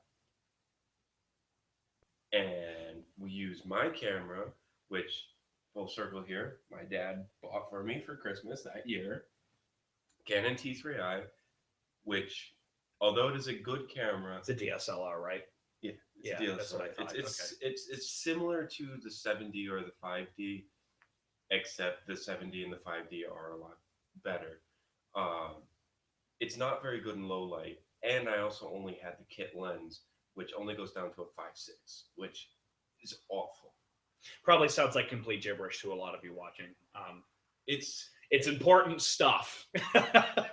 in simple terms, you take out your phone and you try to take a picture of the moon, and you can't because there's not enough light. There's never enough light, and you're never going to get a good picture of the moon with your phone camera. And it's essentially the same thing with the Canon T3i. It's very bad in low light. So we only had an area kit going on with, we had to make do with what we had. We had an area kit, we had cross lighting, and Corey, I can't remember her character's name. She's just Red Sand. I don't think her character has a name. Red Sand. She was just a Red Sand dealer. Yeah. Red Sand, by the way, is the name of the drug. Like it's kind of like this universe's cocaine, except it's red. She, although wonderful actor, the lights kept blinding her. Yeah. And that for me was very hard because I have to have the light shining in her face. Well, she mainly wanted to be able to see Tommy, Tetsuya, the guy who plays Tetsuya, because she wanted to keep that eye contact, and that eye contact was really important for the scene. Right. And it was completely blinding her. She wouldn't know where to look. With cross lighting, as if me and Mark are looking at each other, cross lighting is one light pointing directly in Mark's face and one light pointing directly in my face, which I know now not to necessarily do that setup when we're for a situation like that. But at the time, I didn't know any other way, so that shot was very hard to do. It was like we put up this flag, right? Like we put something flags. Yeah. It ended up coming out really cool because what we ended up doing was when you watch it, you're not going to ever see the Red Sand dealer's eyes. Yeah. We cut off the light right here, and all you see is her mouth. You can actually see a little bit of like her eye socket in one shot, which it looks really, really cool. And at the same time, with it being one of the hardest shots, I think it came out really well because she's also smoking a fake cigarette. Yeah, she was smoking an e-cigarette that would like light up a little bit, and then you could see the smoke would be lit up around her face. And when the smoke gets lit, it counts as like a diffusion, so that spreads the light around, and that's what would light up her face just a little bit more, and it just looked. It looks really fucking cool. And you guys will know the scene we're talking about when it pops up in the movie. It looks very noir-ish because we have a movie being projected on, I mean, we did that in post, but it looks so cool with like this movie projector being played.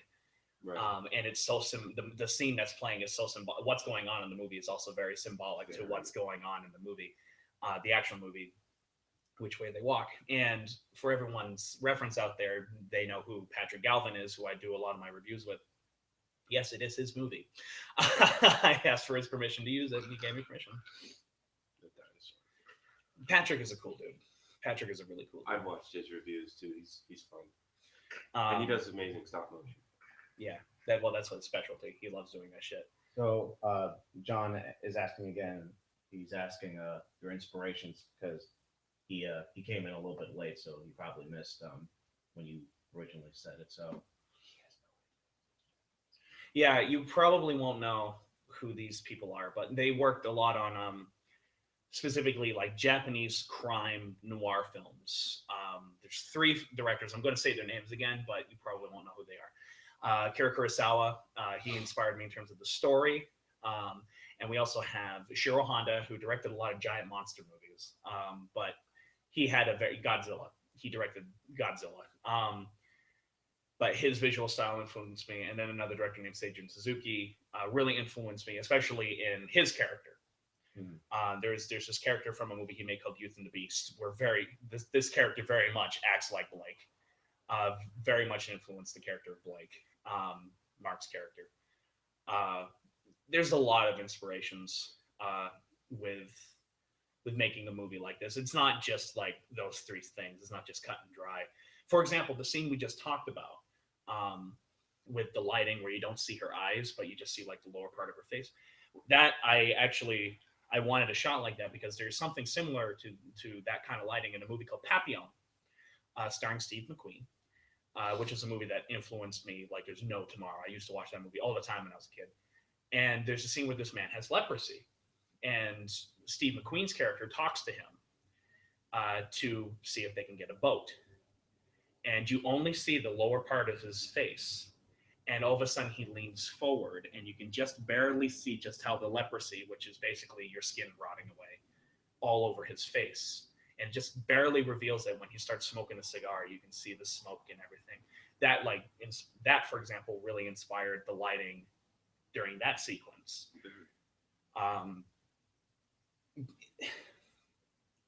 People who say they make like original shit, people who say they make like original stuff, there's always inspiration. There's always inspiration for anything, Yeah.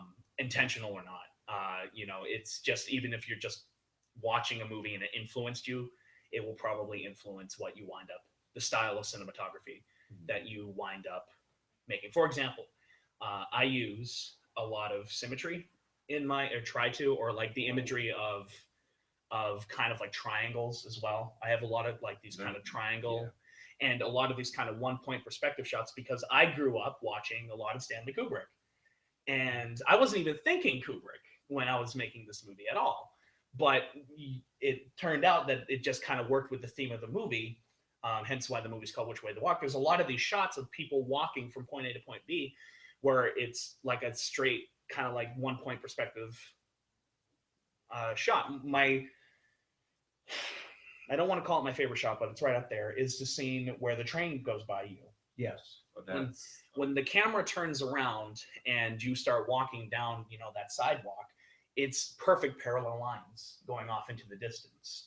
I love those kind of shots. You'll see my films full of those, and I might not even be thinking Stanley Kubrick or, the film in which I was inspired to use that kind of cinematography. The only thing that I wish we did in this movie, but we couldn't because of limitations, is I wish we could have done diopter shots, which is where you have 2 focal points. Because I love those shots. I love those kind of shots, but we don't have the equipment to do that. We don't have the time to do that. Nor do we, Big phone. Oh yeah, that's from, oh god, the people who made Airplane made that. It was making fun of Ring, forced ring, perspective. What was that movie from? It was like Top Secret. The movie was called like Top Secret or something like that. It was a World War II spoof. Made by the people who made Airplane, and it's like a forced perspective shot. And forced perspective is basically you can have something be really big but make it look like it's really small in terms of the shot. For example, The Lord of the Rings did this a lot, where you have Frodo talking to Gandalf, and Frodo would actually be standing way back here to make him look small, while Gandalf would be sitting here, and they just match their eye lines, and they'd be acting like that. that scene, that shot, I could not stop laughing watching it. Is because there's this Nazi general, this phone rings, and all of a sudden he walks over in the to it. foreground. Yeah. And so it looks like it's far away. And suddenly the Nazi general picks up the phone, and it's like this huge fucking phone. It's like it's so He says ridiculously like one huge. line, and then he puts it back down. It's one of those visual gags. That's why I love those guys so much, because they just have so many. Serious too. It's Yeah. Like, Talk up to asshole. That's why I love those guys so much who made Airplane, because they have so many visual gags in their movies that it's freaking hysterical. They're geniuses. They are. Even their lesser films, like Airplane 2, have these visual gags in it that are just freaking hysterical. But yeah, you won't see any of those in Which Way They Walk. Though there are a lot of hidden gags. There's a lot of hidden gags in the movies that are kind of like hidden jokes with people who worked on the movie. For example, you will hear names of our professors pop up as characters throughout the movie over the radios or something like that. Like, we have a professor named Richard Kelly. He's fucking hysterical. And he's the name of like the newscaster. Oh, Dr. Yeah. Kelly. Oh. He's a good guy. Okay. Okay. On the radio. But like, that was the name of our professor, and he's the name of the radio announcer that Kaiju Noir, Andres Perez voices. You'll hear his voice throughout, specifically the stuff that takes place outdoors or in different locations. And the film is full of like these kind of like giant inside jokes.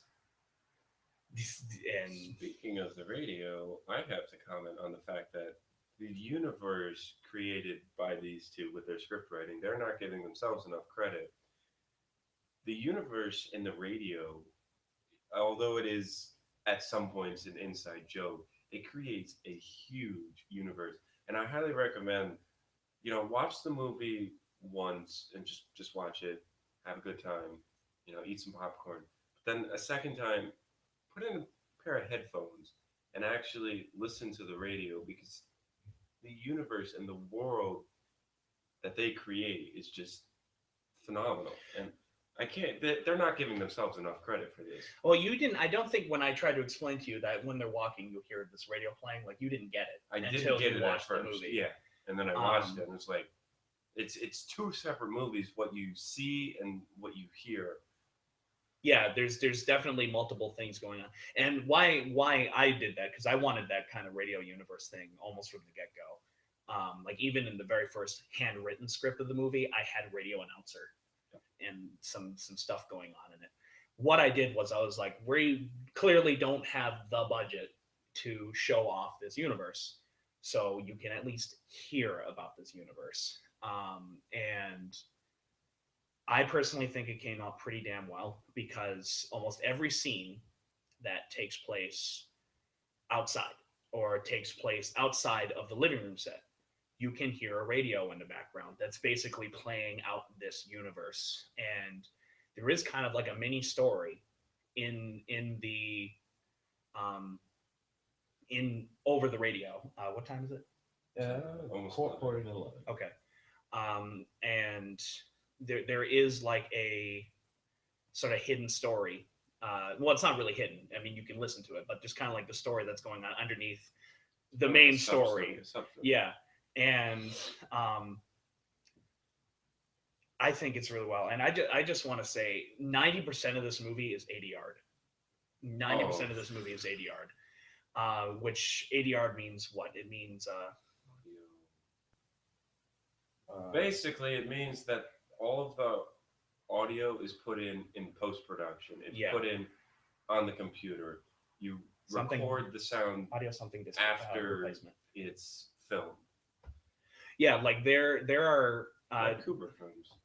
Well, a lot of old films. And the reason why I did that, actually, it really helped out with the stuff we were shooting. Yeah, the stuff. Well, a lot of the stuff that we shot outside, we didn't want to use the boom because we'd be moving around so much that all you'd hear is the click, click, click, click, click, click, click, click or of the the wind. boom or the wind. And so we shot that stuff without a microphone. And I got inspired by the Italians. The Italians always made their films ADR'd, where they shot it silent and then added in the audio in post for multiple reasons. But and I like that. Specifically Dario Argento, who directed a movie called Suspiria that I adore. He said he always shoots his movies like that. And that really helped us out shooting the final scenes of the movie, shooting everything by the railroad tracks, because there's always trains going by and cars going by. That also allowed me to build a universe from the ground up with audio. I could put in whatever sound effect I wanted in those scenes. And I loved it. It was a challenge. And you'll see some of the go on the Which Way They Walk Facebook page, you will see how many layers for audio some of these scenes would have, and they'd have like 30 layers of audio. And they call me, what did Austin call me? He called me like the walking sound cloud because of how many sound effects I had recorded. This guy's literally got hundreds of thousands of sound effects on his laptop. So if you ever need sound effects, just let me know. I've got so many on my damn computer. We actually, talking about the 72 hour and how much we love doing them, but at the time we hate doing it. Yeah. We ADR'd, if we didn't have Adam for our second, actually my third 72 hour, your second. My second, yeah. 72 hour, most of that was ADR too. Yeah. And the gun effects and pretty much everything. I love it. I have fallen in love with ADR work. I just love doing it. It's interesting, and it's interesting to say the least. But what I like about it the most is that I have complete and total freedom control over what everything sounds like, and to me that's important, especially in a film like this. That's important.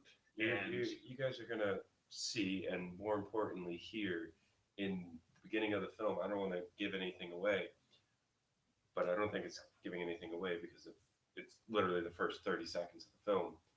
You see Adam's character walking, and there's no sound other than his footsteps and like wind.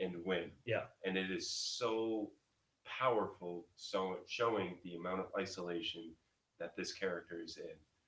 And just simply making that choice of not having a boom on set because now he has total control. Yeah, and everything, brilliant. including the voices, you add in post, and that I also like that because that also allows you to control how your character says something. Like if you don't like the way how it sounded in the actual audio, you can change it in post. Yep. You can just dub it over, and a huge chunk of this movie was done like that. A huge chunk of this movie was done like that, and I think the movie benefited because of it immensely. And I know for sure now that I'm definitely, if I have to shoot something like in like a really chaotic area where I don't really have any control over the audio, I'm not going to do it. I'm just going to ADR the whole damn thing. Well, just imagine. No question. No questions about it. Is I'm going to ADR it. I loved it, and it gave me complete and total control. Actually, my character says I have total control over what I'm working on, and that's all anyone should ever want. That was kind of summing up my feeling over ADRing this movie, was that I had complete and total control over everything that I touched in the film. So, yeah. Just imagine trying to. I was just gonna say, we got another question. Oh yeah. It's from Master Video Studios, wondering about any of future projects. Fruit, a gay love story. Fruit, a gay love story. Coming soon. That's it. Wait, we could talk about the behind the scenes because we're 90% of the crew. During that one, yeah. That was miserable. You know, let me just comment on, I've known Adam for almost 2 years now, and like I said, the first year or so that I knew him, I would show up for his sets, but just be a bystander and watch him. But now we've gotten to the point where, like he said, I scratch his back, he scratches mine. A couple weeks ago, Adam said, "Jim, I want you to film fruit, a gay lobster ring. And I said, Adam, what the hell is that? Sign me up. But when we got on set, we have built a relationship where he says, I want this. Can you do it? And I say, yes. Even the equipment sign up sheet, we talked in text for a good half an hour deciding what camera we wanted, what lights we wanted, and what shot style we wanted. So when I showed up on set, we both had a relative idea of what he wanted. Him as the director, I as the DP, director of photography, try to get the image that he wants on the camera. Yeah. We shouldn't talk about what's actually in the movie. I was not going to talk about it because it's amazing. But I'm just talking about the relationship that we built over the time. He says, I want a extreme close-up of this character racking to this character, and I automatically can say, okay, I know what Adam wants in this shot. Yeah. And I can take full control of the rest of the crew and say, okay, I need this light moved, I need this light moved. Can I have the tripod? Mark was doing slate too, so it just, the more that we work together, the faster and more efficient, and I honestly can say the better our work comes out, I think. Yeah. And I absolutely love it when Adam comes up to me and said, can you shoot this? Because I know that he has a good vision, and us working together, we're going to produce something good. Or at least to the best of our ability. It's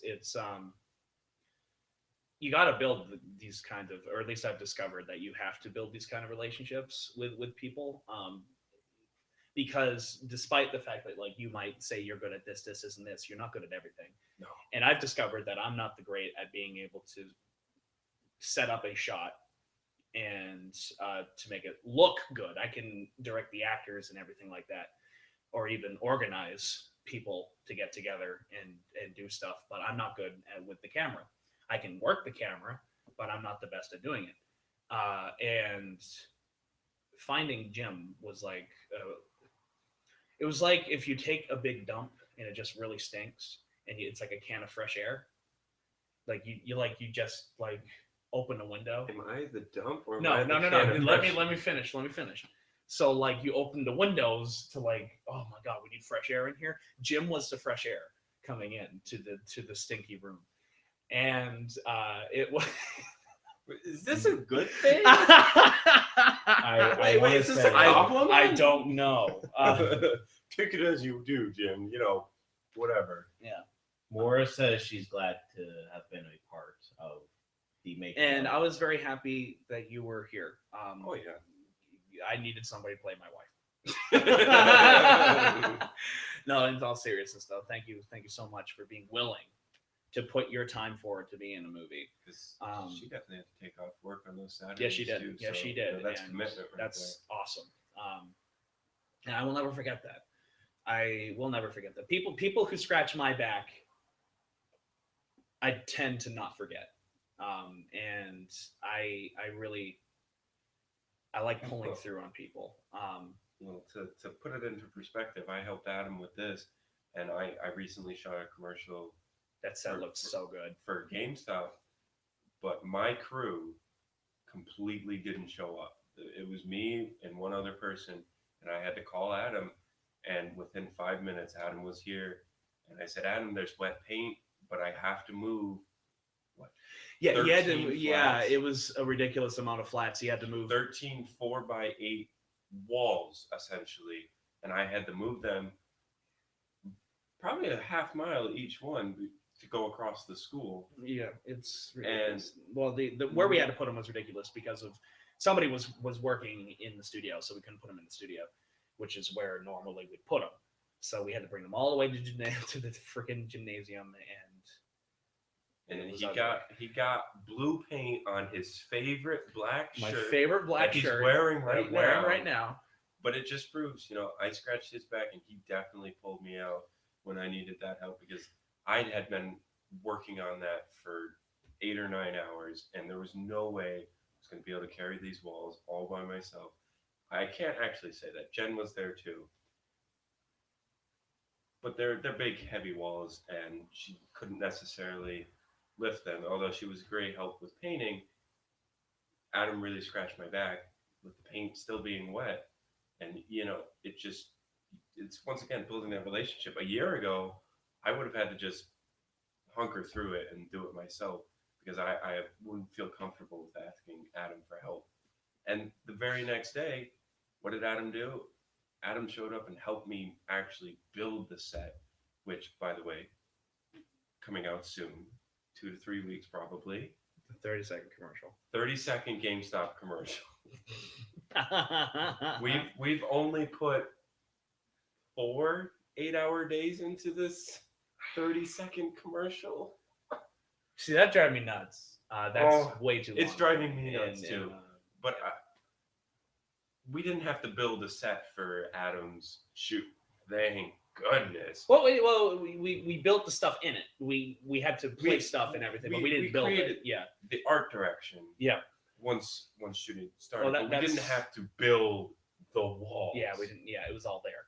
So that was 3 days alone, and then 1 day to shoot. Which it actually functioned as a set too, because if you build a set, you only have 3 walls. You don't have the 4th wall. Right, and we ended up not And using the fourth in Which Way They Walk, during the scenes that take place in the living room, we couldn't move the camera past a certain point, or else it would reveal that it's not a living room. And so we have to be very careful and keep in mind where to place the camera. To me, that is where art comes out, is when you're working in the confines of something like that. Nicholas Meyer, who directed Star Trek II: The Wrath of Khan. Same set, right? From the first one. Well, yeah. It's the same exact set from the first movie to the second movie, just different camera angles. Well, he said I knew something. He said that art relies on restrictions. And what he meant by that was not the producer saying, you can't do this, you can't do this. He meant like, you have a budget. Creativity comes in. Work in that budget. And when you work inside that budget, or when you work inside the sets that you've got, that's where the art and the creativity comes out. And I could not agree with him more. And I think some of these shots look so good, but like if you move the camera just an inch to the right or to the left, it would ruin the entire thing. One of my favorite shots is a tracking shot of Mora, Adam's character's wife, and Adam, and we track. She's in the foreground and Adam's in the background, and we keep focus on her as we're tracking through the shot. And it's the same thing. If I pan the camera 3 inches to the left, you would have saw what did I say? It said Unity. Yeah, and it had like all these different hearts on the wall, because it's our school lobby. It's essentially a hotel lobby. Essentially, that's what it is. Yeah, we couldn't take down anything. Yeah, so I had to frame this around her, and if I moved just a couple more inches to the left, you would have saw Unity, and not that it's a bad thing, but not what we were going for, like gay pride stuff. And it's not a bad thing, but it's not in a 1960s noir. Yeah. Well, first off, the movie doesn't take place in the 1960s, but it's made in the style of a 1960s. Like all the shots and everything are made to kind of emulate a 1960s style movie, including the widescreen aspect ratio, which I think you specifically were able to really capture the aspect ratio and fill it up. I think the widescreen looks so good in this movie, and mix that with the black and white of the film, and it looks really, really good. I love especially the living room scenes. I love how this movie looks, and I'm very happy with it. And it was fun. like I could say like there's a lot of problems making the movie. There always is, but I can say in the end, I had fun making this movie. And I would totally, if Adam said, Jim, we're working on Robot Fire Island. Oh God, the feature-length film. Yeah, there were times that we were yelling at the top of our lungs at each other. But at the end of the day, we shook hands, went home smiling. Because, like I said earlier, you're not mad at the person. It's just a stressful It situation. is. Yeah, exactly. And tempers fly. You say things that you don't necessarily mean, but like it's all about relationship building. You just have to understand at the end of the day that person didn't mean what they said. I didn't mean what I said, and the other person understands that. And I'm totally down for working on another feature, working on another short. If I have a project, I want Adam there. If Adam has a project, I hope that he wants me there because I want to be there. I want to work on his stuff, especially after working on Which Way They Walk. He's started it as a freshman, a feature-length film. It's an hour and 34 minutes or something like that. It's an hour and a half. Yep. And I'm a junior, and the longest thing I worked on was another project with him, The Dog Collar, It was 9 minutes. and it's 9 minutes long. Yeah. But it goes a little bit more than that with credits, but essentially the film itself is 9 minutes long. And that was the longest thing I worked on as a junior. So I see this guy's potential. I know he's going to make it good, so I want to work on his stuff. I want to make myself better. I want to make him better. I just want to work with this guy. Aw. Thanks. Just to let you guys know, we've got about an hour left until the movie comes out. Oh my God! Oh my Jesus Christ! Do You know what that Ripped. means? We've got about like another hour to think of something. Talk about egg think salad. think of something to talk about. Let's talk about other films that we've worked on together. What have we worked on together, Jim? Fruit, a Gay Love Story. I know. Fruit, a Gay Love We can't Story? talk about that. We can't talk about that, but we can talk about Dog Collar. And we Yeah. can also talk about the other 72-hour that I think looks beautiful, Yeah. but didn't win anywhere. It Can't even remember the name. movie Stay safe. the movie got killed because of the time restraint. Time consumption. and at the location where we're shooting at. But like the Dog Collar, I wrote that. Not my brightest moment. However, I can say that working on the Dog Collar introduced me really to just how complicated making a movie really is. Like before, as I said, with with my zombie movies, it just kind of like point a camera and run. Though I still think Lake of Death looks really good. That one I directed and starred in Dog Collar. and it was pretty much right then and there that I decided I'm not a director. I am not a director. I like being either AC or director of photography. Yeah. And that's why I really, really love working with Adam, because like he said before, he's not the greatest with getting the frame, but he's got the ideas. He's got the frame in his mind, and I can pull it out. And that's where I am strong in. I'm not good with coming up with the scripts or the character developments or stuff like that. And that's where he shines. And that's why I think, we work together. And I'm not just saying this to bring Mark into the conversation because he hasn't said anything for a while. Go ahead. I mean this. Mark is really good at writing. You are a really good writer. He doesn't even deny it. He's like, damn straight I am. Yeah, kind of like what Jim said. I'm like, I know I would not be director material because I am not a leader. I'm not a leader at all. No, you take orders really well. Yeah, and I take orders well. That kind of sounds bad. It's not meant to be bad. No. You take orders really, really well, Mhm. and there's nothing wrong with that. Yeah, I would say my strong point would be writing. The You- second to that would be you added character to the living room set scenes. Yeah. Which of course take up like half the movie. Yeah. And that's very important. If it takes up half the movie, got to be really important. There's got to be some good stuff in there, or else you get bored. Yeah. And hopefully, I think we did, but hopefully you guys will agree that we succeeded at doing that. My ass is getting square.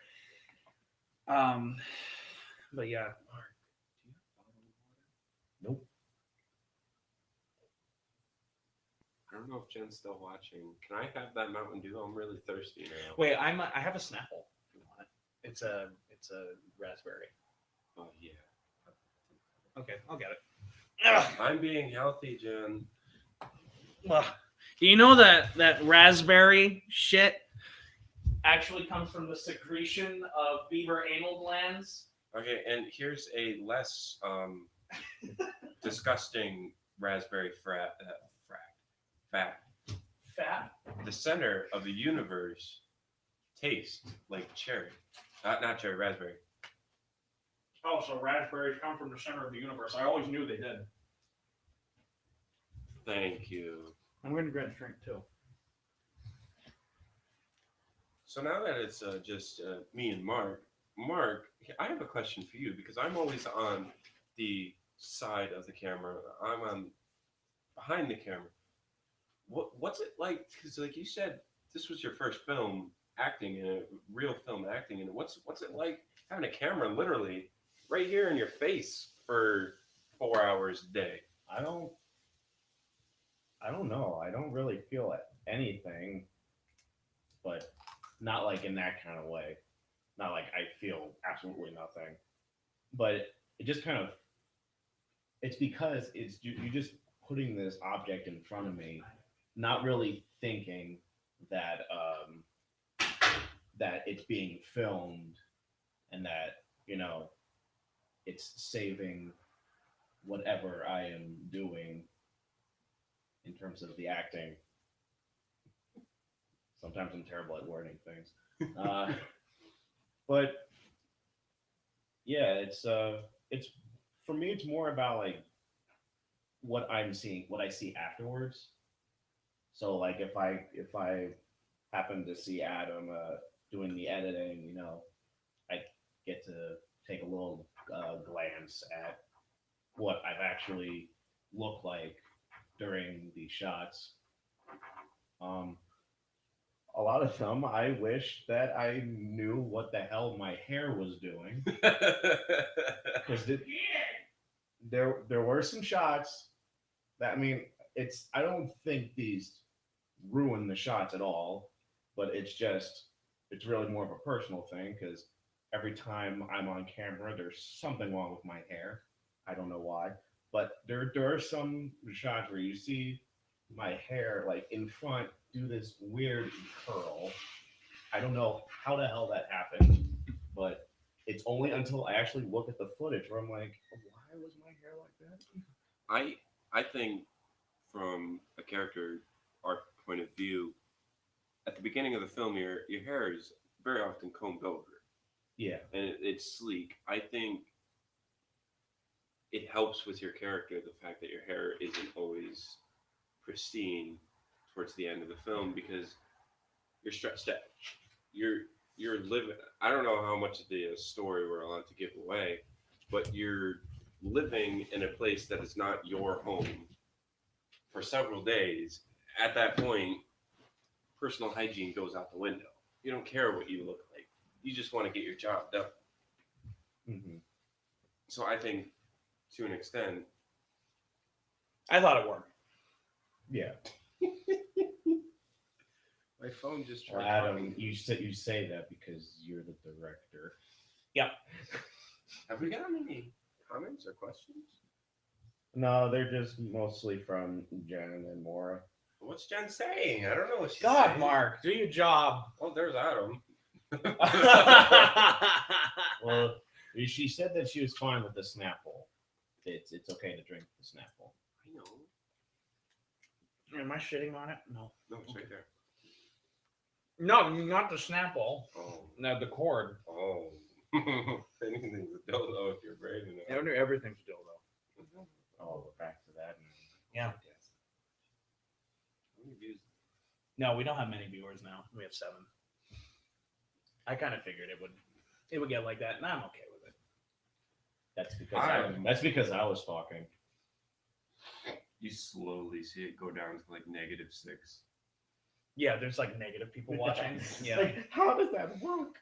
I don't know, but according to YouTube, it does. They took their views back.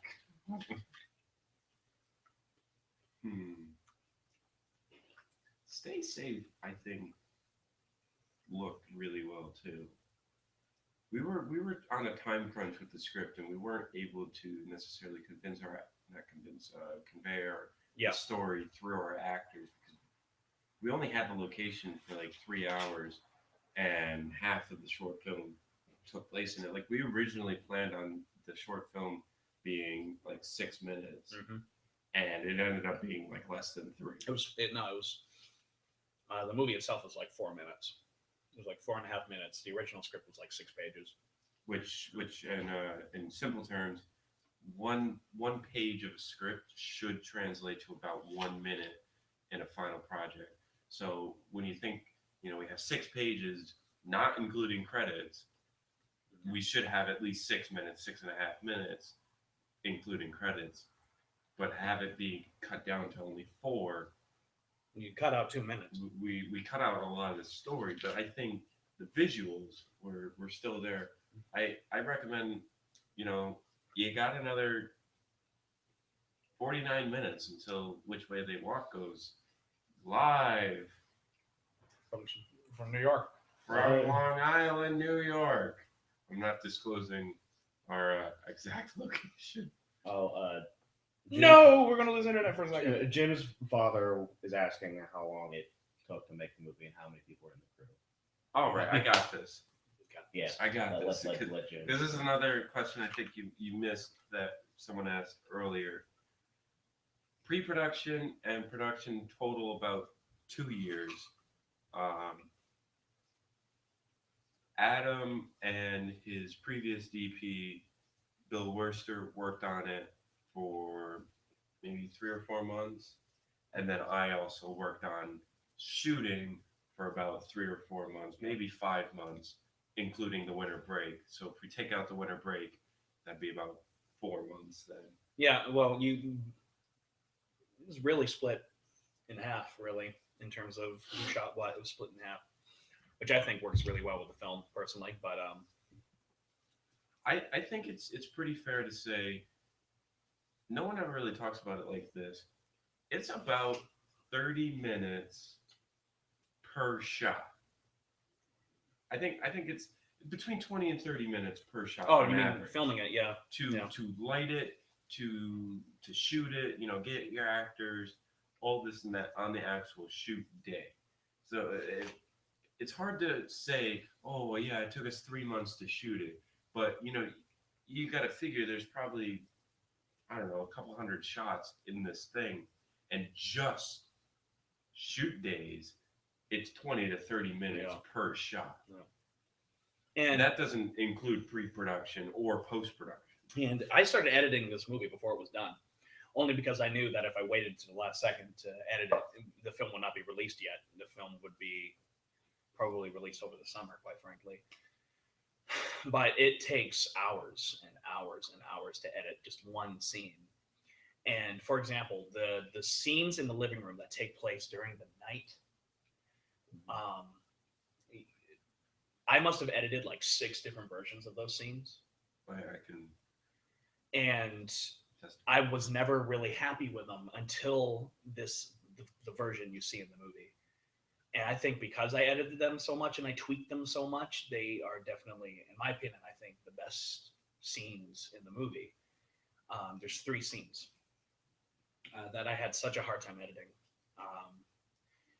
And another thing that was like very important, as you said, like every shot takes like 30 minutes to light. I wanted variety in these shots. It's almost very important to get as much variety in your shots as possible, because it's like you don't want your audience to get bored, but yet at the same time I wanted these really long takes. And for example, it's scene number 6. I know the numbers. It's scene number 6. There's this one where it's like a slow push in on me as I sit down, and then all of a sudden it pushes in a little more as my wife walks in, and then the camera kind of follows. It's just this one. It's my favorite shot in the movie. He's being very vague because this is an important part of the movie. Yes, and it's my favorite shot in the movie, and you will recognize it because it's literally one shot. It's like 2.5. Yeah, it's like 2.5 minutes, and you wouldn't. really notice that it's one shot because of the way how it's staged and everything. The camera moves. Yeah, the camera is moving, though very little. It's still is there, every frame. and yes, and there's a lot of shots kind of like that Very similar. Yeah. throughout the movie, which was a big challenge because if you do too many of those, your audience will get bored. But yet, if you do too little of them, you kind of look like An action. You don't know what you're doing if you have to cut every 2 seconds. Well, if you cut like every line is like a different shot, it makes you look like you're just feeding the actors their lines. Right. With long shots, yes, very amateurish. With these long shots, which I think are the most impressive feat of this movie, is we're all learning our lines, and sometimes we throw in something that kind of adds to the scene. The one line that I felt like I came up with it on the spot as we were doing the take was when this guy's like, "We'll finally meet face to face." And originally I was just supposed to put down the phone, but on the spot I said face to face back to the guy. And I think that added so much to the scene. And I also think that fit my character perfectly. The fact that he would say something like that back to the other guy. But it's so like it would take like a year to shoot everything. It took like a year to actually shoot the entire movie because of stuff like that. And like it took that one shot. Probably 30 minutes. That shot that you got of Mark walking down the hallway and then it goes into the living room.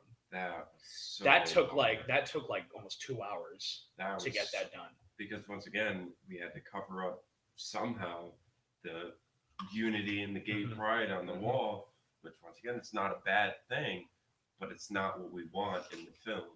And it's not living room. You don't put that shit up in living rooms.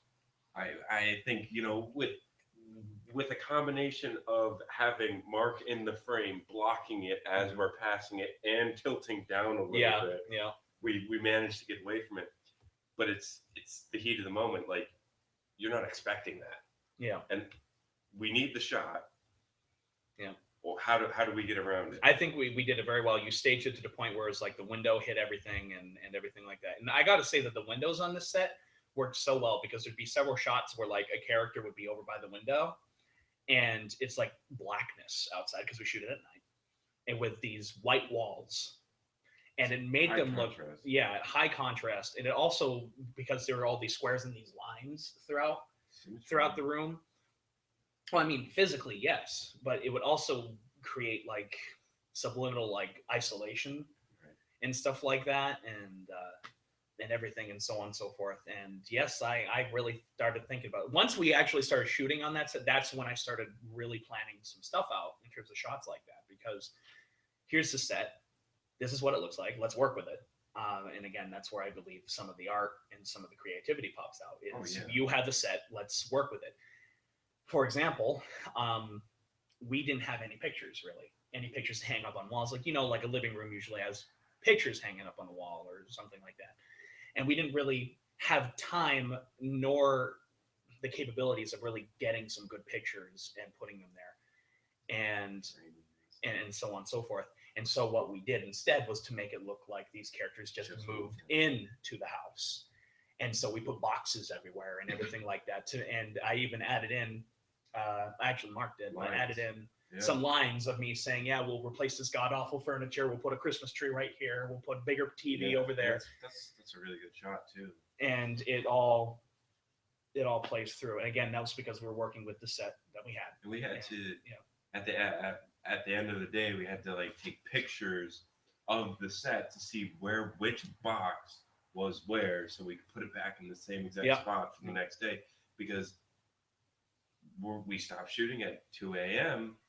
Well, we're shooting a week from today. Yeah. But in the movie, it's the same exact day. It's the same night. Yeah. So we had to recreate the set, which. And that was always difficult, and it's so fun, comically funny watching us walking down the hallway with all these fucking giant like boxes in our hands. Shins were gone. I hurt my shins so much moving that damn desk. But I would say that doing the filming there and the filming in the living room I would say it was easier because we were doing like the rest of the filming was just on that location. Pretty much, yeah. So it was after like the first day, like the second day onwards, it was pretty easy Well, we to started just getting set up because we got used to like Yeah, how it was exactly. set up. So it was just like, okay, that goes there, and all that. So we set up pretty easily. To put my 2 cents in, I love being a DP because I get this nice little yellow box and it's got a camera in it, and the camera weighs a whopping 2.1 pounds. The lens weighs another 2.3 pounds. I didn't have to move any furniture. No, you didn't. You were setting up the camera and making people sure that everything was plugged in. I was moving furniture with Jake, and then Jake moved a huge chunk of it. Like these fucking drawers that are in this movie weigh a ton and a half. There's The one one right that here. the mic is actually on, you can actually see the mic in the lower. What it's sitting on is the desk. I mean, is the drawers, and these things weigh a ton. They're built to last. They're metal drawers. Like the school thinks we're going to steal them or something. I don't know. Or probably because they don't have to clean them as often. I don't know. That's Or probably- damaged. They can't get damaged. They're metal, like steel. If you guys don't mind, we got another comment. This time from Atomic Stick Figure. Jacob Baker. Hi, Jacob. He Hi, Jake. he apologizes for being late. He's been. I don't care. You're here. He's been You're awesome. He's been working on some of his own films, so Which I'm excited Good for. job. I'm really excited for. I love your shit, Jacob. and he's asking for advice about casting. Like, how do you Whoa. know We- like we how do had- you know like we a had certain trouble with person that. is perfect for that role? I don't. We had so much don't. trouble with actors. Um, I was showing thinking that showing was up your late. answer. I know that sounds horrible, Jacob, but I don't. That's the plain honest truth, especially when you're making something like this. I recommend you try to stick with your friends because your friends, you can trust your friends to a certain degree. You know, you can trust them, and if they like you enough, they'll definitely show up. And it doesn't hurt if you say free food, because for this movie, I put so many casting calls out there, and I talked to so many people who were like, yeah, I'd be interested. Wound up showing no interest in the movie. I went with what I had. And like, for example, my wife is played by Maura Grace McGovern. And thank God she came up to me during, we were watching the movie down in the Downbeat, which is kind of like a bar, hangout area, a bar without alcohol, really. And she came up to me and said, "Are you still looking for actors in the movie?" And I said, "Yes." And she's like, "Well, I would like to at least try, and or try to do it because she's a musician. She's a musician. She has a wonderful voice, so she wanted to be kind of in the movie as an actress just to try it out." And I said, "Sure." And she wound up becoming my wife because, and this is no offense to her, but because I felt like I could trust her more than other people because I knew her a little bit before this, working with this Disney Club. I'll be quite honest. It was Disney Club where we'd watch Disney movies and just have fun watching these stupid cartoons. And I knew her a little bit from there, and a bunch of my friends knew her more. I felt like I could trust her more. And again, a lot of these people were just friends. And then some of them, I would just steal, like Kyle Narciso. He's a busy guy. I just stole him for like an hour and a half and said, "Let's shoot this in one of our teachers' offices." And so we just shot him for like an hour and a half, just a quick thing. And he has a cameo in the movie. The movie is full of cameos of like friends and other people. And it's pretty difficult. Like Hugh, I wanted to kind of punch him in the teeth, but Huber was telling me like, "Oh yeah, give him like $100 a day," and I'm like, the movie's budget is $400. All right.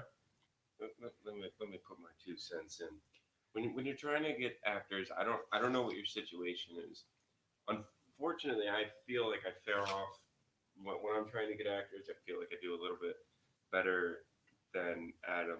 You do. When you do a casting call, it doesn't work. It usually doesn't. But like I said, we're at a school. We have theater majors here. I literally go up to the theater department once or twice a week and just see all of the theater majors in the theater, and I say, "Hey, will you work in this project?" And you'll get 90 people to say, "Yes, I will work in this project," and 85 of them will never show up. Yeah. But then you start finding one or two, maybe three people that will work in it, and like Adam said, you get a lot of cameos, but you find a couple solid actors. And I don't think there's any problem having a solid actor be in multiple films, because it's the whole thing with I'm helping Adam, Adam's helping me. Well, you're helping them. Yes, you should give them something. I don't think free food doesn't hurt. I think free food helps a lot. That's the requirement. If you can't afford to give them actual money, you should at least give them food. I bought these guys donuts. He bought us donuts. He bought us pizza almost every night, and more often than not, I don't think he paid full price for pizza.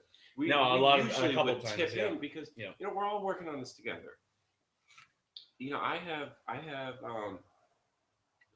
Javin. He's been in a couple things. I like Javin. Akil's been in a couple things. These are fantastic actors who said, yes, I would like to be in your project. And then I say, okay, thank you. They worked with me once, and now I have Akil working in another project with me for the commercial. And you just have to find someone that works for you, and you need to also accept you're going to use the same actors. Robert Downey Jr., he plays many different roles. There's nothing wrong with that. It helps them. It helps you. And I know, Jacob, that your situation is a lot more difficult than ours. Because you don't have the luxury of being able to go up to people like we can and ask. So I'm going to say to you, stick with friends. Stick with some close friends that you can rely on. Don't rely on them completely, because that's bitten me in the ass several times during the making of this movie.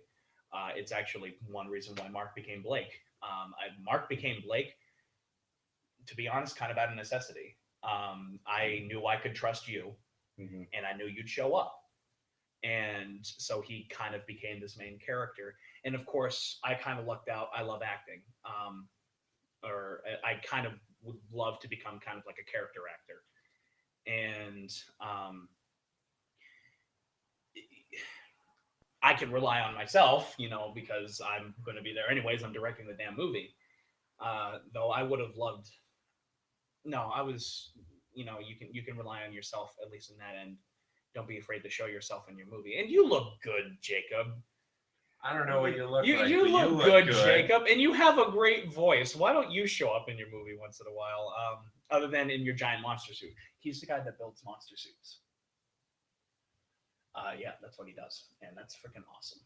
Build me a monster suit. How much is it gonna cost? It's like $1,000 to $2,000. Can you make me not a monster suit, but a Captain America suit? You probably could. Serious question. I want to reply, and I want to know how much. I love Captain America. I'm 6'4". Serious. But anyways, he just posted a comment saying, availability, corn dogs, and friends wearing wigs for multiple roles. Gotcha. Yeah, that's how you do it. That's it. For example, we have a lot of extras in this movie.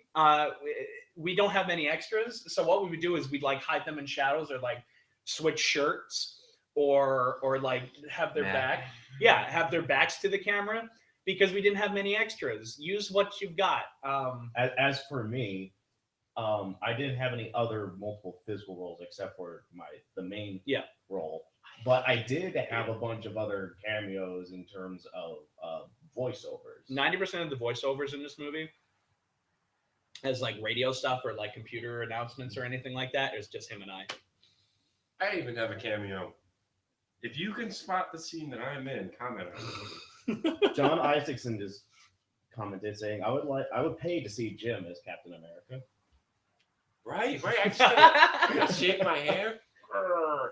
You know, I don't know how long you've been listening, but like I used duct tape and I made a duct tape Captain America helmet, but I need the whole suit. This man. fucker I got a messages me. Batman helmet too. Last year, he messages me Oh my saying, god. Adam, I've got something important to show you. It was like 11 o'clock at night. Yeah, he's like, I got something really important to show you. I'm like, okay, I'll meet you outside. And so I meet him outside. He's like, look, and it was a Batman mask. And I'm like, you made that out of duct tape. I will find it. I will find it. He was so damn proud of that, and you should be, because that was freaking awesome. I will find it. And I you know, I'll make a Batman mask for you if you the armor thing. Okay. I don't know how to find it. Mora says you need to get a hobby. Me? That is my hobby. Yeah, my hobby is watching porn and masturbating. That could be My dad's anybody's. still watching. I'm sorry. My hobby is Oh, I can't think of anything. oh god, eating. Oh, John just said that is the most Jim thing I've heard all day. What? I don't know what, but probably something you just said. You probably said something not that long ago. Oh, probably the whole. I don't have a hobby. That is my hobby. Oh look, it's pictures from Dog Collar. I will find the Batman mask. That was after Dog Collar. I think these pictures are on board. I don't know how to get them in order. Upload. By the way, we have about a half hour left until the movie is live. Yay! Yay, movie.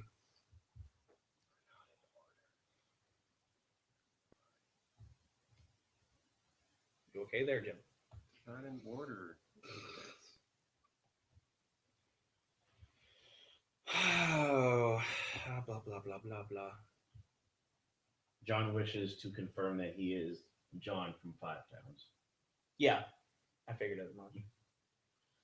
I figured that was you. Hi, John. How are you doing? So wait, did John Saluccia say that is the most Jim thing I've heard today, or John Frasca, my dad? No, it would have said John Frasca if it was your dad. So wait, John Saluccia said that is the most Jim thing I've heard today? Is that his last name? Did you say Saluccia? Silicia. Slovakia. Oh my bad. Where is? Good question. I don't know why, but there's a picture of Jen wearing it on here. But it's way too big for her. It's on my old phone. See, there's Jen wearing it, but John says, "Damn it, Jim." Damn it, Jim.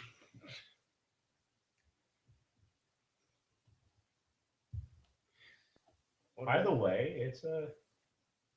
I don't know if anyone else feels it, but it's kind of getting Hot? stuffy in here. it is hot as It's hot as balls. I didn't say it. Mainly because I'm here. No, Adam, it's because Jim is here. Well, that too. Tell me, huh? Yeah. Oh, Yeah. there it is. Batman. I guess I didn't put a picture of me. Oh, aha! I'm Batman.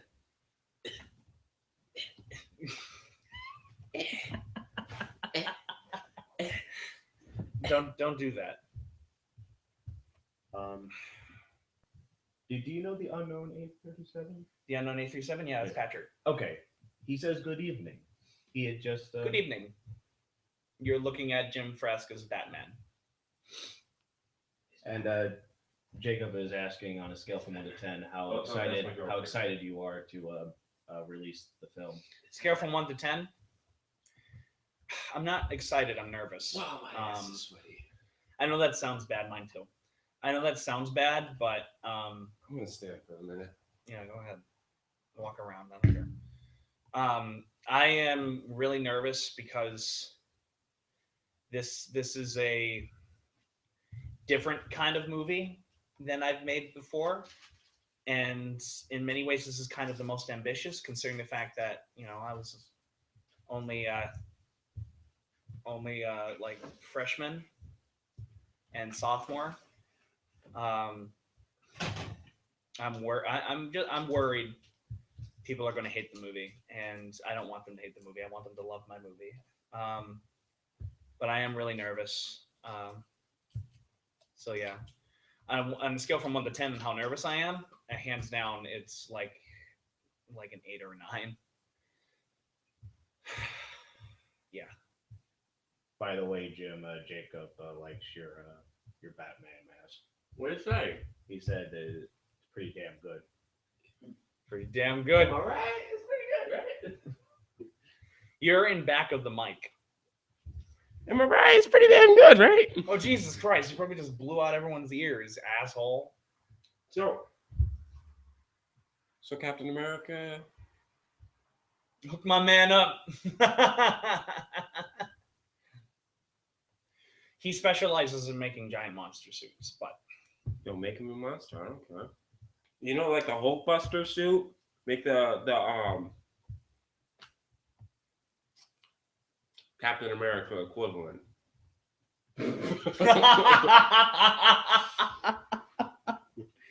I just kind of like that awkward pause before we started laughing, where we just like both looked at you. Patrick asks, "Are we going to see alternate cuts?" Yes. At one point, yes, you will. Yeah, we're not going to explain what the difference are between the two cuts, but you will understand, I think, once you start watching the movie, exactly what is happening. And you've seen the movie, haven't you, Patrick? Patrick was one of like the two. Is that a hot ball? Mhm. You stole one of my hot balls? Well, I don't really care about it. I don't know. You got like 800. I've got like 800 of them just sitting over there. No, Patrick was one of It's the. hot as balls in here. Well, it is. So what are you doing? You're eating. You're you're eating. You're complaining about how hot it is in here, and you're eating something hot. It's more spicy. It's not actually. Well, it's not really spicy. Spicy is a different thing. It's just hot. But anyways, Patrick was the guy who has the T-Rex movie that is in that makes the cameo. So he is. So I like him. I gave him permission. I sent him the link, and he got to watch it early. So, yay! But yes, you will see an alternate cut at some point. It may not be for a year, but you will see an alternate cut of the film. Yeah, in that version, it's just me walking around the camera in circles. Yeah, and hand puppets. A lot of hand puppets.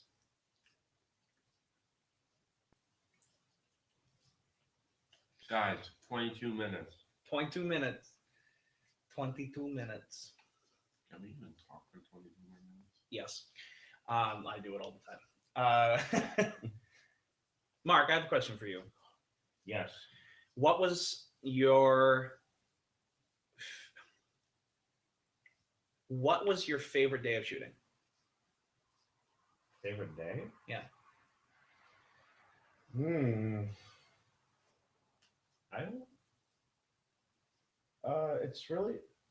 I mean, I guess I enjoyed at least every day of shooting because it was I was doing something. It was fun working on this, but I don't think there was like any specific day where I felt like was the greatest because it was a lot of like, okay, we get to do it, and then we do it. It's like it starts off like, okay, let's do this, and then around the middle, it's like starting to like just want this to get this over with. But of course, like it's no offense. It's just like as after you, yeah. No matter how long you do a shoot for a day, it at one point you just want to be like, can we just get this over with? He's right. You do feel that way after a while. Especially the last 2 days, since they were both 12-hour. Yeah, both of them were 12-hour days. The last day wasn't as long, but wasn't quite as long. But because the last day was more a pickup day. Well, it became more of a pickup day as we went along. Yeah. Patrick asked me if I have written anything feature length before, produced or unproduced. Feature length, no. I did write my short film, also my directorial debut. I was the DP on that piece of shit. Waiting, which Oh, no. that was something where like when making it, I'm like, oh, this is great, and then now I'm like, I could have done better. I still like it. I mean, like like, it. For me, I liked the concept because I liked writing it, and for that one, I feel like I should have written more, but because it was a class project, I didn't want to make it too long. It was kind of funny because with all the other people, the other groups in the class doing their stuff, theirs only ran for about like a few minutes, like 5 minutes tops. Mine was a whopping 13 fucking minutes. I have that problem too. I couldn't help it. I mean, I was trying to build tension and some sort of development. But I mean, if I had the chance, I would like to redo it and make it better. Awaiting Redux. Um, Or no, not really awaiting redux. awaiting 2.0. This is not a remake. It's more like it's a reboot. Hey, we got another viewer. Yeah, I wasn't expecting too many people to watch this one because again, it has nothing to do with Godzilla. Oh, remember my Godzilla impression the other night? So Jim, I has a question. I has a question for you. What was your favorite day? My favorite day? Yeah, I was shooting.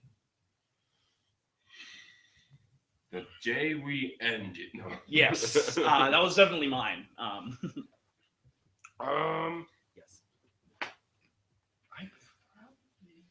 It's too hot to wear the hat. Yeah, I'm sweating. It's too hot to wear clothes. Let's just. It's gonna be that kind of show now. I wish I had a 6-pack. Adam, fix it in post. Give me a 6-pack. All right, we're live, Jim. Oh, fudge. It just got to the part where you did your Godzilla impression. It was- Yeah. Are we about to strip? Oh, anyway. Oh, yeah.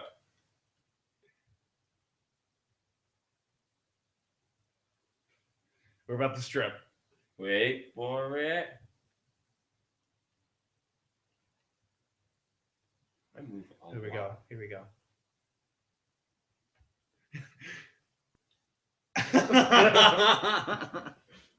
It just it my- became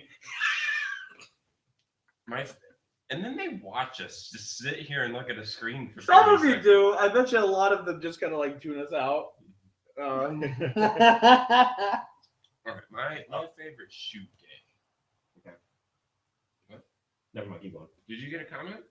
Well, I mean, I wanted to get to it before you started. Let's then say it. But Jacob was asking you if he could sneak a prop from your film into his as like a little nod to your stuff. A prop? That's what he says. He says A prop? Well, we had to take apart the arm because the arm had a part of a suit. Borrowing stuff. We were borrowing it. There's not too much. I don't think you can, and I'm not saying that to be mean. I just don't think. All of the props that we used were pretty much Were borrowed, rented, or yeah. rented.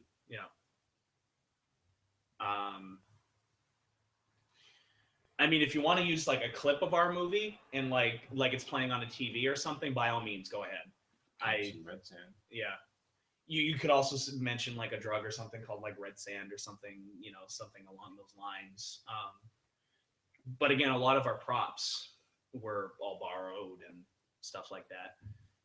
So unfortunately, I don't think you can. I don't think you can. And I also do want to thank you just again for giving me that Evangelion statue. Thank you so much, Jacob, for that. And I'm just gonna ask you one more time, Captain America, Hulk crossbreed. Anyways, favorite shoot day. Well, you got me thinking about props, and my favorite shoot day was when we put Snapple Apple And during a take, that Nussbaum has a line, Yeah. and he drinks a glass. He's supposed to drink like a sip, and he does it, and then we say, okay, if we're gonna do it a second time, I don't remember what we told him to do, but like we had to do it a second time, and he drinks, and for whatever reason he coughs or something. He hit his teeth. He hit the glass hit his teeth, and it spilled all over his shirt, and we got it on camera in slow motion. It was great. That was probably my favorite shoot day. It was. Sorry, Matt. I feel bad for Matt because now I've gotten both of those actors, Robin and Matt, addicted to Snapple Apple because of that shoot. We were drinking so much of the Snapple Apple because you don't realize how much when you have to do a take after take after take, you're drinking is all the time. This is why like I don't like putting food in my movies, and you just drink so much of it. You know, you have to have like a shit ton of backup, and so they became addicted to it. I became addicted to it. I think I was the only one that didn't. No, because Snapple Apple's amazing. It is good, but it's way too sweet for me. I love it. I think it's sour. That's why I like it. Mm-mm. Jim. Yeah. Jacob says he can do it, but it's going to cost you. I told you that. I know. I told you it was going to cost you money. How about this? Because Jacob was going to make the Musla, the Canadian kaiju. Musla. How about this? I'll let you be in one of my films, directed by Adam, produced by me, shot by me, written by Mark. He's going to have to fly over here. It's going to cost him money. I'll pay for your plane ticket. I would love to have you in way. a cameo. One way, Jacob. though. In all seriousness, though, I'd love to have you as a cameo in one of my films. Plus, I think you've got a pretty damn good voice. So, yeah. I don't know you, so I'm sorry that I kept asking. I know you. I don't. My favorite day of filming. My favorite day of filming is actually one with Bill. It was the scene where we got the train going by. Oh, yeah. I love this story, and I love telling this story. What happened was we went out there with this big honking camera because I had written the scene to all be like one take or like one long shot, and I think it really works. And so we went out there with this big, huge honking camera in the X3. What happens? We get the cops called on us. And so we kind of go into hiding for a little bit. We wait about an hour, and we send Jake out because we're all too much for pansies to go out there and look for the cops ourselves. And we send him to walk around the block to see if the cops follow him. If the cops follow him, then that means they were called on us. Well, they followed them. And so then we hung out in a Carvel parking lot for a while, and then we said, fuck it. Let's wait until like 3 o'clock in the morning and just head back to Bill's house. And so we watched Power Rangers and Dragon Tales. And we didn't get high, surprisingly, with Bill. And so we waited for like an hour, and then we're like, you know what probably got the cops called on us? That big fucking camera we're using, because it's a big honking camera. And the reason why we were using it that night was because we could literally throw it over our shoulder and walk with it. I mean, that's what those cameras were built for. And so instead, what he does is he grabs his camcorder, matches the settings in terms of frame rate and stuff as the EX3. And so we run back there and we shoot it. I think we shot it 3 more times. Each time we had to wait for a train to go by. Well, it was 3 times where we got it right. Yes. There were definitely times where like this scene has me in it. Yeah. And there were definitely times where like I may have like screwed up my line. Yeah. In terms of like complete shots, it was like 3. Yeah. And we'd have to wait for a train to go by because the scene called for a train to go by. The last take we did, it wasn't a passenger train that went by. It was a fucking freight train. And it was awesome. And as soon as we yelled cut, we were all jumping and screaming and hugging each other. It was so great. Like, that's why I make films. Like, the moments like that, you know. I believe when like we were doing that take and I'm saying my lines, and I'm like also looking at the train, looking at going like, oh my god, that's not like a regular fucking. Yeah. Because his back is to the train, so he doesn't know what type of train is coming. As Neither as did soon we as it because passes of the by, blinding light. as soon as it enters my field of vision, I'm like, oh my god. It was great, and it looks great. It was great. It's one of those moments that I'll never forget working on. Yeah. Well, awesome. On that note, we've got about 10 9 minutes. 9 Holy minutes. shit, guys, we're almost there. So, on that note, should we count how many cameras we used on this? Yep. That's one handy cam. Yeah, my handycam we've used a couple times. Bill's handycam. Bill's handycam we've used once. Mark's 70D. Okay, so that's 3. My Canon T3i. There's 4. Canon 5D.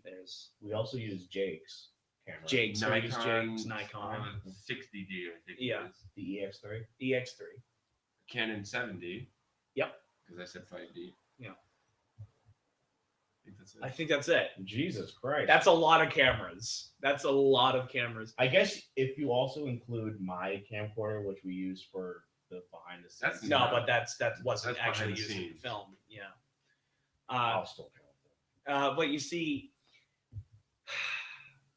we used whatever we could get our hands on. That's what our logic That's was. what being an indie filmmaker is. And thank God for post, because post you can make things look similar. I felt like color correcting it and adding some. It also helped that we shot it primarily. If we were shooting in color, It wouldn't work. I would say you got to either stick with Canon, you got to Yep. stick with Sony, you got to stick with Nikon, Yep. and absolutely no handycams. Yeah, The color no temperatures handycams, on yeah. those They're awful. are not the greatest. Well, I think mine is good. My camera has these really cool filters on it that you can use that I think really work if you want certain colors. But mine isn't necessarily a true handycam either. It's a little bit nicer. than Yeah, it's like a handycam. crossbreed between the two. It's an interesting camera, though it needs to retire. You can set manual focus. Most handycams you can't set manual focus. Yeah, but yours this can. one can. So, I'd say it's a hybrid too. But you're absolutely right. And the black and white helped a lot. The black and white also hid a lot of the faults in shots as well, I think. But black and white is also not necessarily easier to film in. It's not easier to film in. It's the However, contrast, it's easy to use when you don't have much light. especially with lighting. Yes, because again, during those train sequences, we had no lights at all. And the black and white made it look really fucking cool. Made it look really good. And it's high really contrast shadowy. and- Yeah. and saturation is great in black and white if it's done well. Yes. Which I feel like the majority of the movie we did a really good job. Even not just the stuff that I shot. One of my favorite shots, besides the one with Mora walking in and Corey with the smoke, is how many times every time you show me it, Tetsuya's feet as he's walking into Bill's house. I don't know why you like that so much. I just love that shot. It's Yeah. it's just a shot, and it's from here. It's framed on his legs, like I'm showing you, like you can see it.